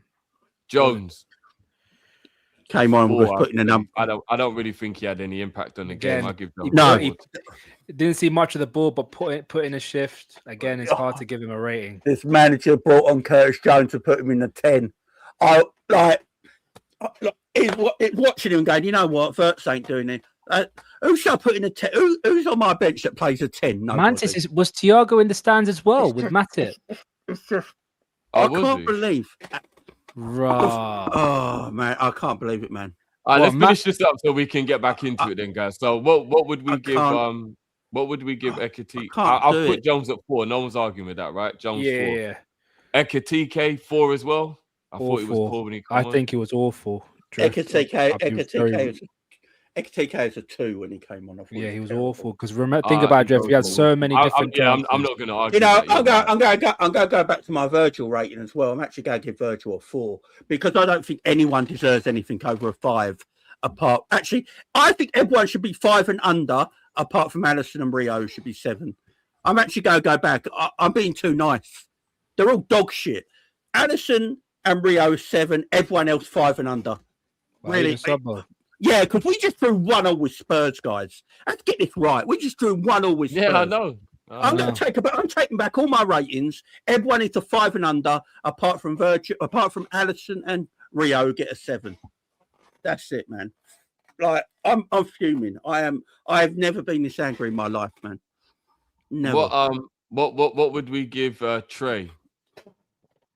Not a rating because he played as a left winger. No one ran past him the whole game. Quite I would still give him a 5. I thought he looked quite lively, but yeah. No one ran past him in the whole game, man. Like Jay, at the end of the day, with some of these players deserved a 5.5 regardless. Whenever we had the opportunity to defend, they defended. Only one moment where they were like, okay. Does anyone's live chat work? Because I haven't had live chat for about 10 minutes now. Yeah. The live chat's working. Yeah. It's working. Must be my internet. But certain players deserve criticism. Other players don't deserve criticism. That's how it is, man. That's how it is. I tell you what. There's no point me even asking you lot, right? With regards to the manager. Yeah, put him where Cal is. Can we stop doing that? Can we just call it the basement? Why is Cal the face of the basement? Yeah, why am I that's the face of the basement's crazy. Because this was, and again, this has got nothing to do with me or Matt. This was actually the creative license of our brother who makes the player ratings for us. Yo, no, I'm not joking. Yo, Cal, I'm sorry. That was the face rude. of the basement's crazy. No. Remember, this was based around the cow curse, so you also got put down there if you were part of the cow curse. Don't hate me, hate the game. But the cow curse ain't there anymore. Couldn't Arna Sot be the picture? Oh no, Cal, we're struggling to get top 5 when we got all your players. Wow. Wow. Drifty. Oh, so Drifty has got creative control then. You know what? I'll start a petition. Take Cal out of the basement. That sounds bad. Take Cal out of the basement and put Slot in there. No, we'll get that sorted out. Put Tom Aspinall should be the face of the basement. Jay, chill, man. You know what? I've got this. Oh no! I'm surprised you didn't mention the eye, Jay. I'm really surprised. Oh no! I'm laying off him for Cal's sake. Yeah, I'm laying off it now. Let's get into I've got to give these. Cal a bit of a breathing room at the moment, so. Pause. Yeah. I don't hold him that tight. I don't know. Cool. That's crazy. BC, how much does a manager go So how does a manager go from a winning team to this? I just can't wrap my head around it. I get got an squad answer. changes, but he's in the woods and can't see the trees. Your Guys, arrogance. Your I've got to arrogance. go. Oh, I've got to big go. up, Jay. It's Big- bath Yeah, big time. up, Jay. Big I've up, got to bro. go. Big up, Jay. Big up, Jay. Let me You know let what? Me let me put Alonso down and I'll come back, boys. Give me a Oh, sec. Yeah. There's a quote in Star Wars, yeah. The arrogance blinds you. That's what's happened to him. His arrogance has blinded him. He decided that, you know what, we'll go away from Klopp's way and we'll do it my way. And clearly your way don't work. And he's gonna die on that hill until the day he gets left, until the day he leaves Liverpool Football Club. So yeah. Yeah, no, it's true, man. It's true. Ty says, rewind the tapes. I said in August the window wasn't great. We'll miss Diaz, and they actually weakened us. You said I was crazy. Now we need to spend big. I don't remember saying you were crazy, Ty. I definitely know I was one of the people that got told to stop being a part of people when I said I didn't like all the change. It was a champion winning squad, and I said ripping up a winning team. I was told I'm being a party pooper, so I stopped talking about it, and here we are. Big up maths. Reason why I blame is Man City have to loads of players when they splash cash. Tight pricks. Balance the book, FC. Yeah, I do hate the fact that all we do is care about making money. Stephen says, are you lot trying to save Spurs? Really? We are taking your trophy. Yeah, well, you haven't won anything for 22 years, so enjoy it for the 1 year, and then you'll be back in the doldrums when fouls and set pieces aren't working anymore, bro. But big up to you. Ain't work. Drifted ain't Big up to worth you. it, bro. It ain't worth it, bro. No, I know. That's what I said. Big up to you, innit? Sarcasm. You man them think the players heard the Ornstein news about Baldy and have decided to drop stinkers and seal the deal. Better not. First of all, we don't have to keep attacking the fact he's bald, okay, people?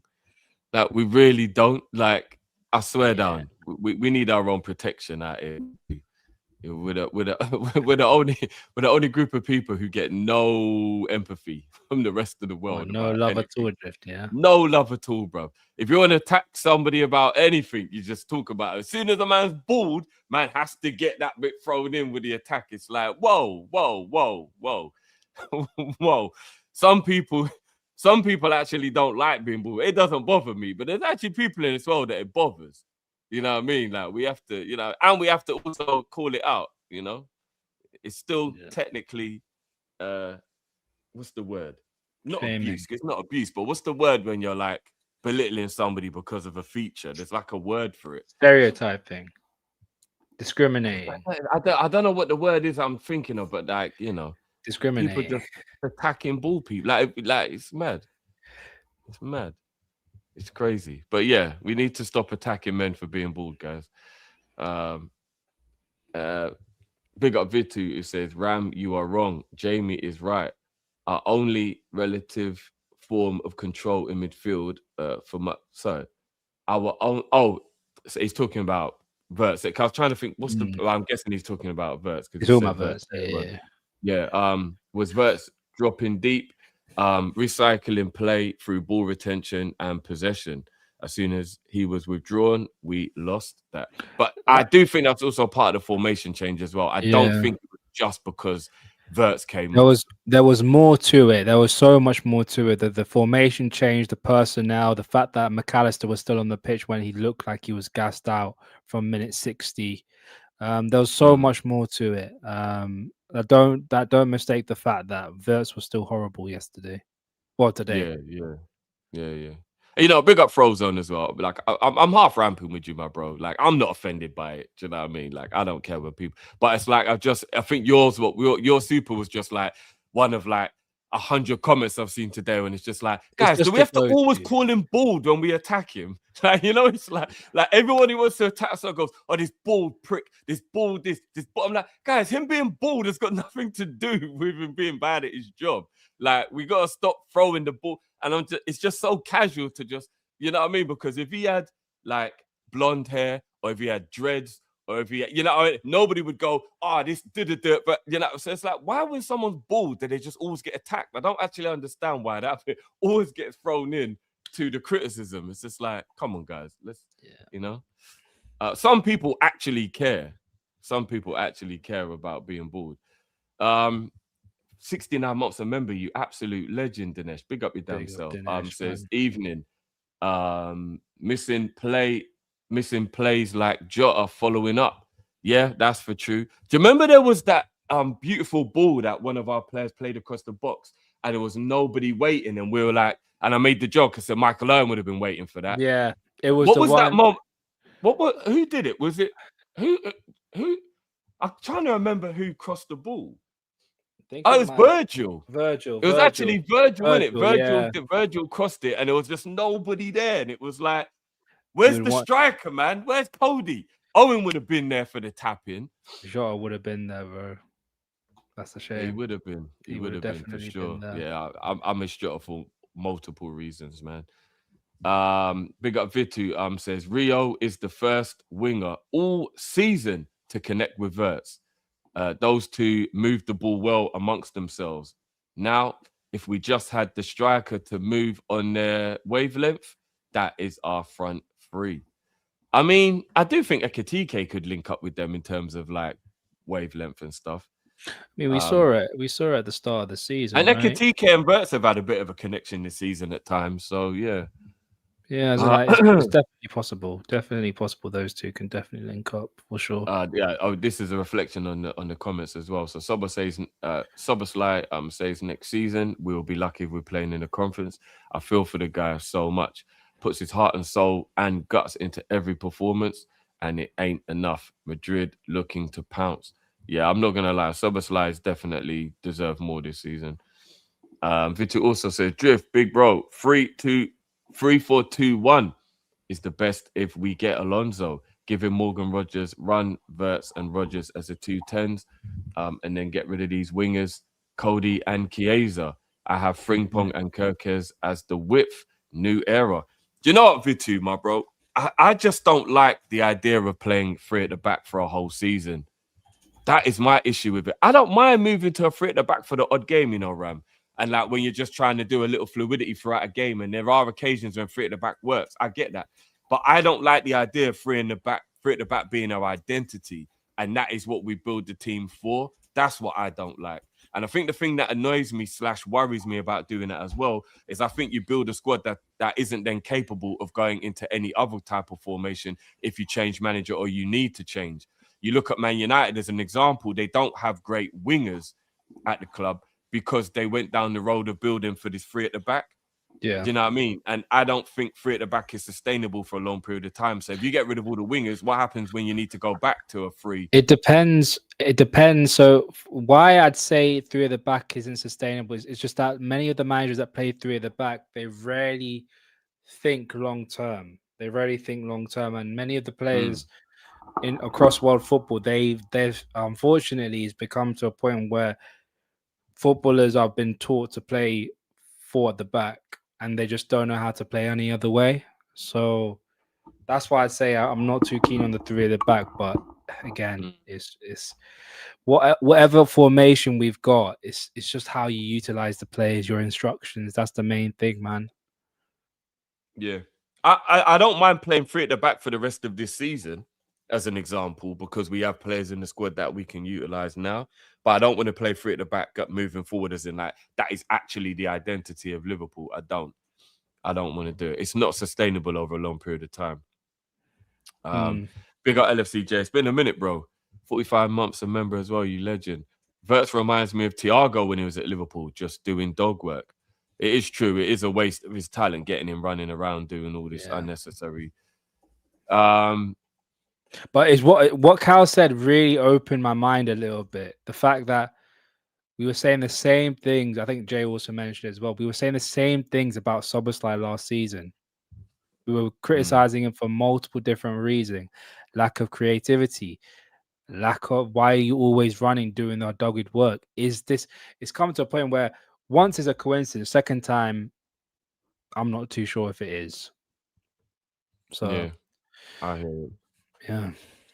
Players are below average. P&P from Bundesliga always struggles. Going to be funny when Cal clocks there is more to Verts and Frimpong struggles than just Slot. Remind me what how Gundogan did when he had zero, when he didn't have that much PMP because all the PMP was taken out of him because of the injuries. I mean, I hear you. Sometimes there's exceptions to the rule, but I hear you. Joel Matip wasn't blessed with PMP, but boy, he was a very good centre back.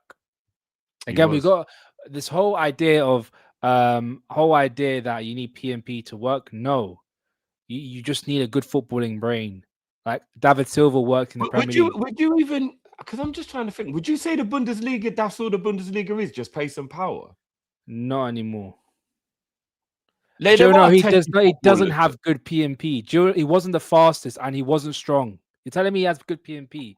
Like it's crazy. Gundogan weren't PMP. He's literally the opposite of PMP. No, he's talking about Matip. If you compare Matip and VVD, Matip and Ibu, there's a significant difference. He was a very good ball carrier because he was a very technically gifted footballer. Very, very good footballer. Had incredible balance for a centre back as well. I think Makama says it right there. He was a very, very good footballer. People don't sleep on Matip, bro. Like Matip wasn't the reason why people underrate him because he never had the great, because he lacked what any, like I would say, top centre back had, which was either pace or power. He didn't have any of those. But one thing he had was technical ability, man. Like what we doing? You know, Matip was caught. His brain was incredible. Matip's reading of the game was brilliant. Vitu also says, "Oh no, James not here anymore." But Jay Slot is a fraud to start Rio. Is afraid, to start Rio, especially with Kirkes. Too offensive. But notice how Robbo always plays behind Rio. He lets Rio just focus on only attack. Yeah, I have noticed that actually. That for the most part, when during that game anyway, Robbo was kind of leaving him to attack and just covering in defense. I hate to say it, but Carrick is showing up Slot big time. But if you deep it, it's a good thing because the excuse for Hughes and Slot inners will soon trash. A minor, our owners still don't like you. Not too late to join. Did he mean Amorim? Oh, I'm trying to think what manager someone in the comments maybe he's talking about. Maybe. Because that bit I was a bit confused about. Best right wing back in the world is crazy. Cal, you genuinely have no idea how deceiving Bundesliga can be. Werner, Havertz, Sancho all look like you're talking from a Chelsea perspective only. Well, no, Sancho went Man U, but yeah, I get what you mean. No, Werner went Tottenham and Chelsea. Werner went Chelsea. Yeah, but he went. But he was crap at Tottenham as well. Sancho was crap at Chelsea and Man U. Havertz has been all right at Arsenal. He was crap at Chelsea. Big up Uncle Rods. It says Batty Hole. Arne Slot does it again. Slot out. Remind me, did Roberto Firmino have pace and power? He had power. He didn't have pace. Power drift.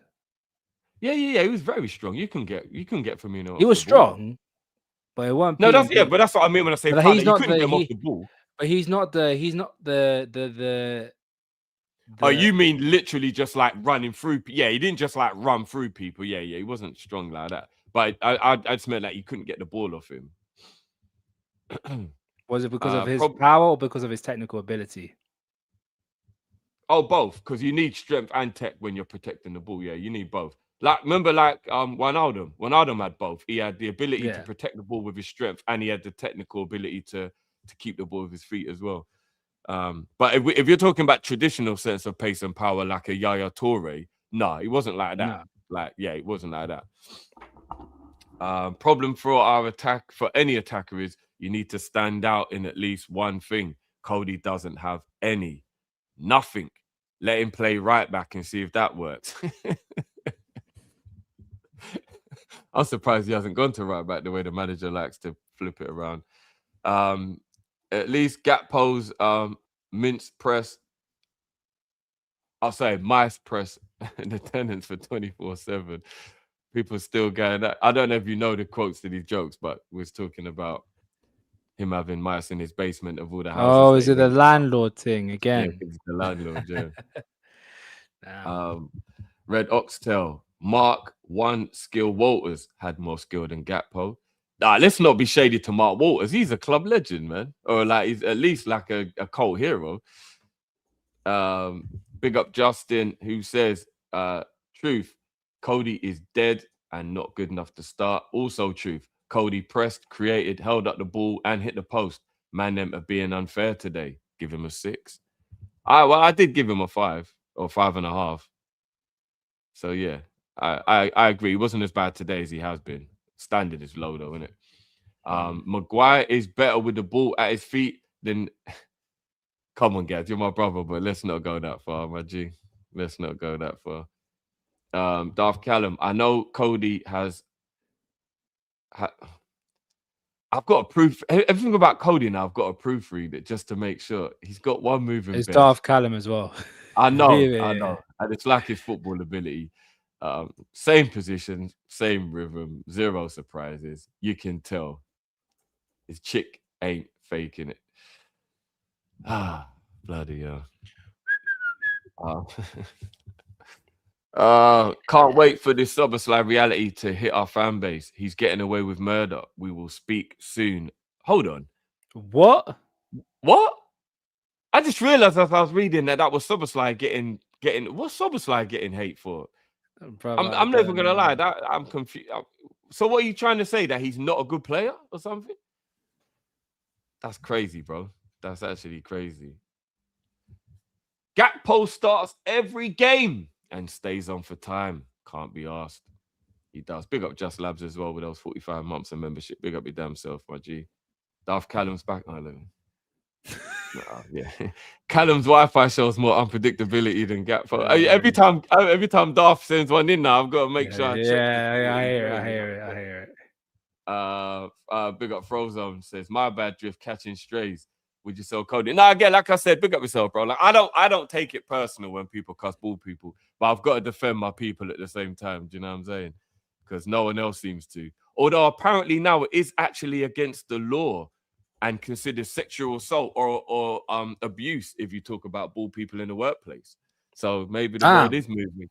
Maybe the world is moving in the right way. Yeah, apparently now, Ram, I can go to HR at work if anybody mentions the fact that I'm bald, whether giving me an insult or a compliment, because I can call it sexual assault or I can call it abuse. So what if I just did it just for no reason? Just called you bald. You're bald.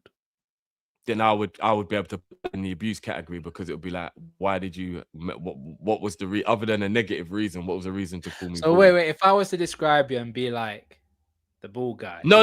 If anybody was like, oh, do you know who Drifty is? And then you were like, oh yeah, he's the mixed race bald guy, about 5'11", who works in such and such. No, that wouldn't be abuse because you're just giving an accurate description of me. But if you came in and you were like,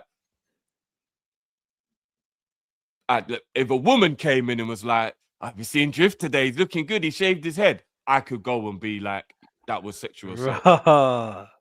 Yeah. Oh, it's body shaming according to Mantis. Oh, is that what it comes under? Body shaming? Yeah, I guess so. I guess it does come under body shaming. Yeah, which would be considered abuse, isn't it? Yeah. So yeah, and you know what is funny though? Even though I'm somebody that it doesn't bother being bald, there are a lot of men who actually have really low self-esteem about being bald, but nobody seems to give a shit. Like there are some men who it really, really bothers them that they've gone bald, and it badly messes with their self-esteem. So, you know, we have to have a little empathy for them, you know. Yeah, man, 100%. That is all of the super chats. Oh, yeah. Have you read Ty's one? We drew. Yeah, we all of them are gone now. So yeah. Because one just still popped up for me. Oh, did it? Okay. It's Ty's meant not to be sacked. I think that's what you said. Meant to say not sacked. Oh no, I know I got that one. Yeah. I did get that Oh, one. the people Oh, asking yeah. for the quotes. People asking for the quotes. Oh. Oh, it's Cal. Cal had the quote. Cal Yeah, had it was the Cal. quote. Yeah, I know it was Cal and Jay, and they're both not here at the moment. Hold on. Emil's put this one in. Hold on. I want to just read this to myself before I read it out loud because I actually want to know what he said.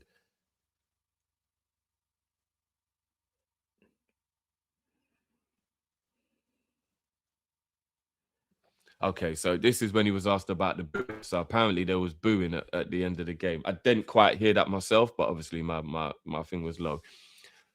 So when he was asked about the boos, he said, I think and expect that was aimed towards the team, which I can completely understand. If you can't feel the frustration after dropping points at home against Tottenham. So I can completely understand the frustration.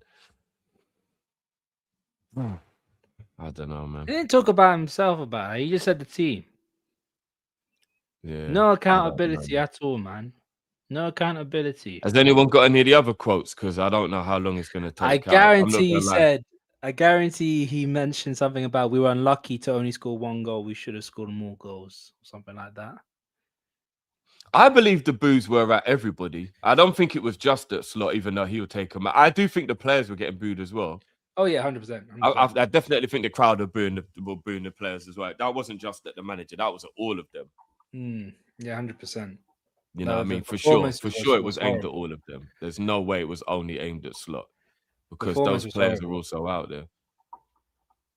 But performance was horrible as hell. Yeah, I don't even know what else there is to say, man. I really don't.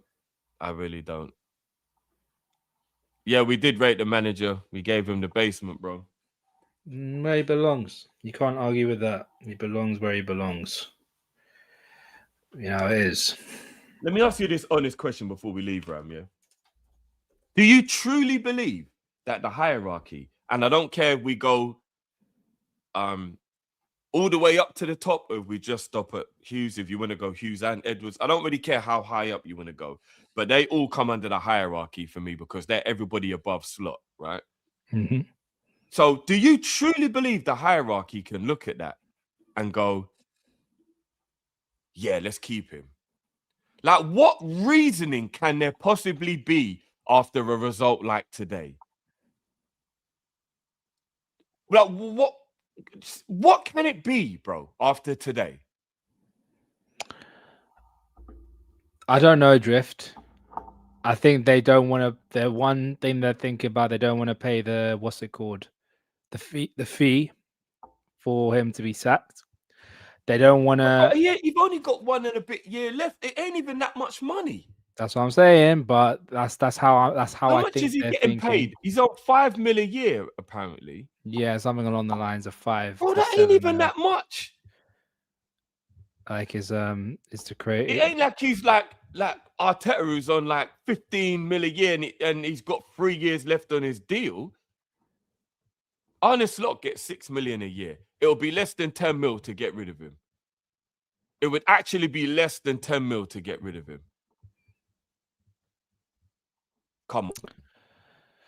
Come on. There's actually no reason to not. But again, you have to think about it from a Liverpool ownership point of view. They won't sell him like that. What's it called? Another reason they might not want to sell him because I'm trying to really think about it.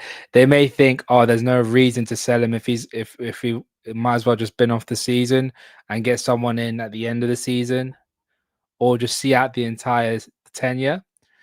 But would that not then mean that you don't care about getting Champions League football then?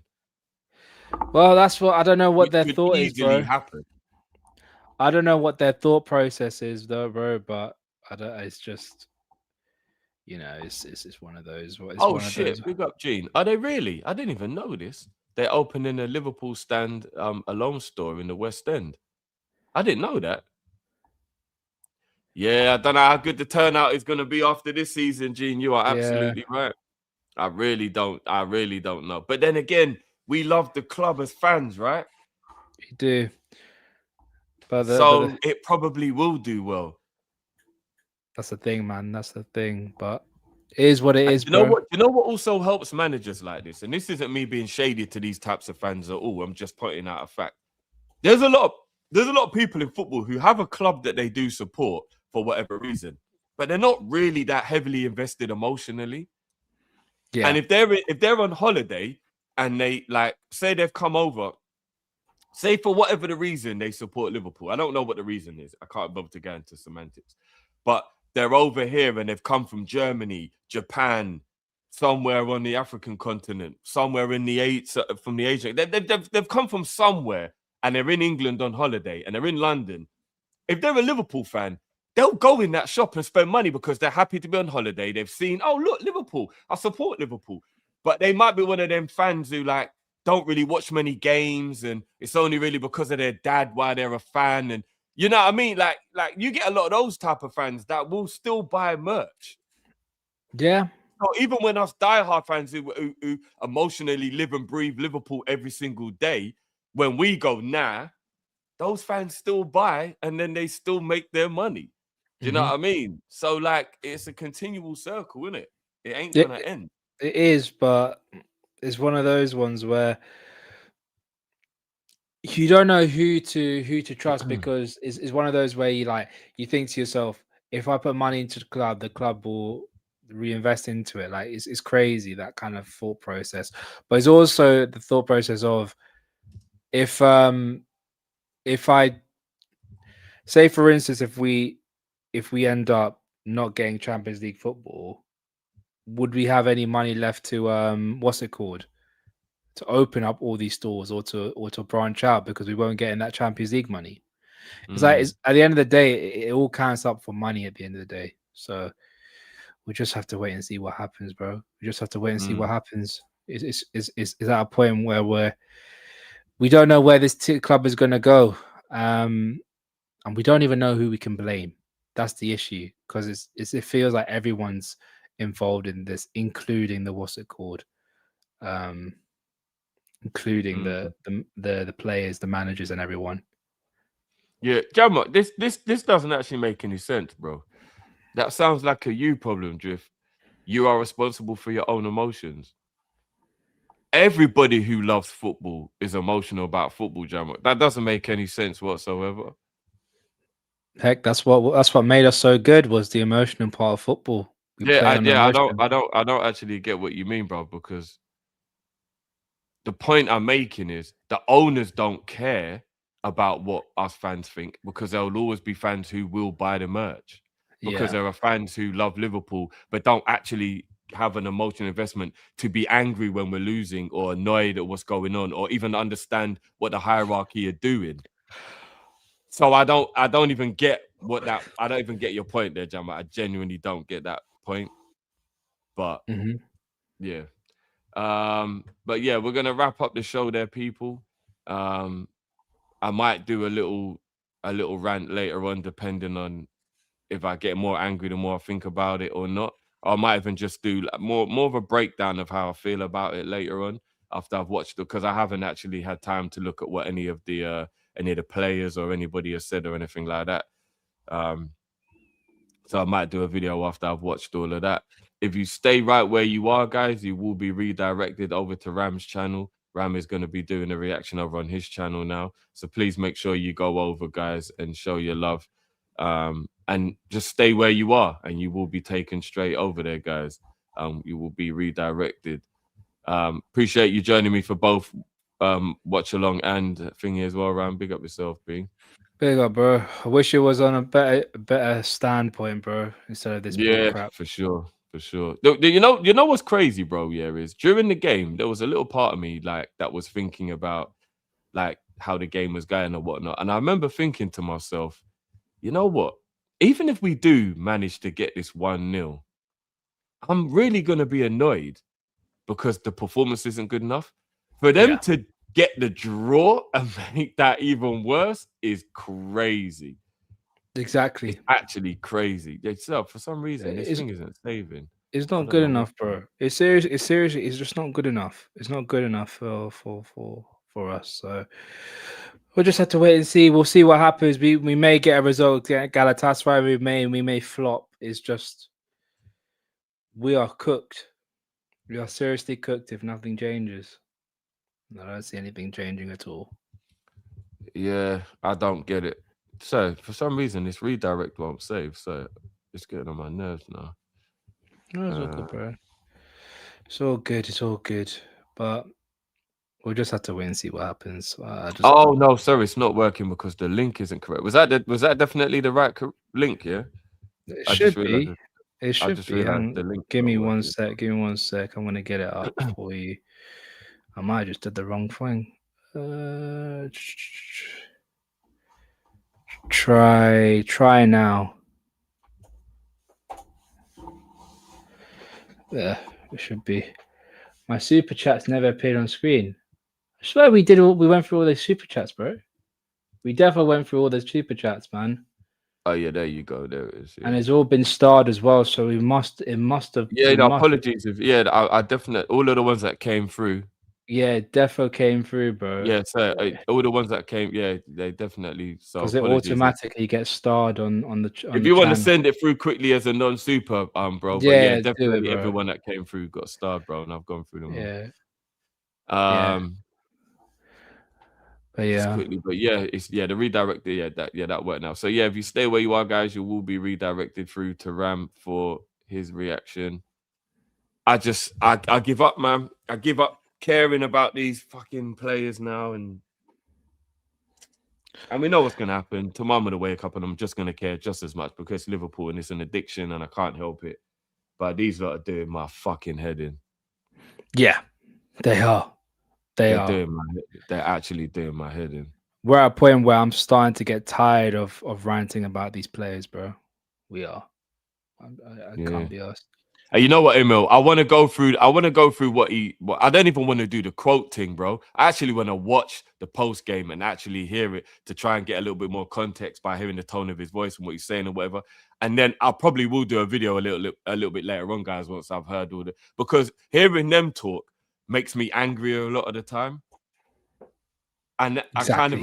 I kind of avoid it. But after a draw with Tottenham, I need to hear I need to know, what is your reasoning? What is the reason? So you might get a little rant off me a little later on for real, guys, because I'm trying my best to not go down that road. But I definitely know watching them talk about how this and that and yeah. I know all of that is going to make me crash out. Mm-hmm. So, I'm trying to demonstrate emotional resolve. Yeah, emotional balance, control. I don't even like the term emotional maturity, but I guess that's what this is. It is what it is, bro. It is what it is, man. It is what it is. Whichever way you want to look at it, because if I crash all the way out, I'm gonna end up having a brain aneurysm or flipping a heart attack. So, yeah, I'm gonna try. Yeah, restraint, emotional restraint. Emotional restraint. Yeah, whichever word works best for you. That's what I'm trying to show right now because it could go left. It could go left very quick. We need to wake up in the morning, and we need to wake up to the news that he's walked or he's been relieved of duty. It's not going to happen. I know it won't. And that is the reason why I'm so annoyed. But that is what should happen. That is actually what should happen. Yeah, 100%. 100%. But yeah, appreciate you guys joining. Appreciate for all the supers as well. Big up yourself for your contribution to the channel. Really appreciate you guys. Don't forget, hit the QR code and go over and give OK Jersey your love rather than the LFC store, because all that money does is help the owners to continue to be greedy. So yeah, big up okjersey.com. And I'm not even gonna lie, the shirts over there killing it. I didn't even want to talk about this. But has anybody seen the new Brazil Jordan kit? Nah. Oh yes, I have. It looks beautiful. Sensational. It looks amazing, man. Beautiful. Amazing. Bro. That definitely is going in my collection. 100%. Need to stop taking my money. It's doing my nut. But yeah, big up your damn selves, everyone. Appreciate you. Big up yourself, Ram, as always.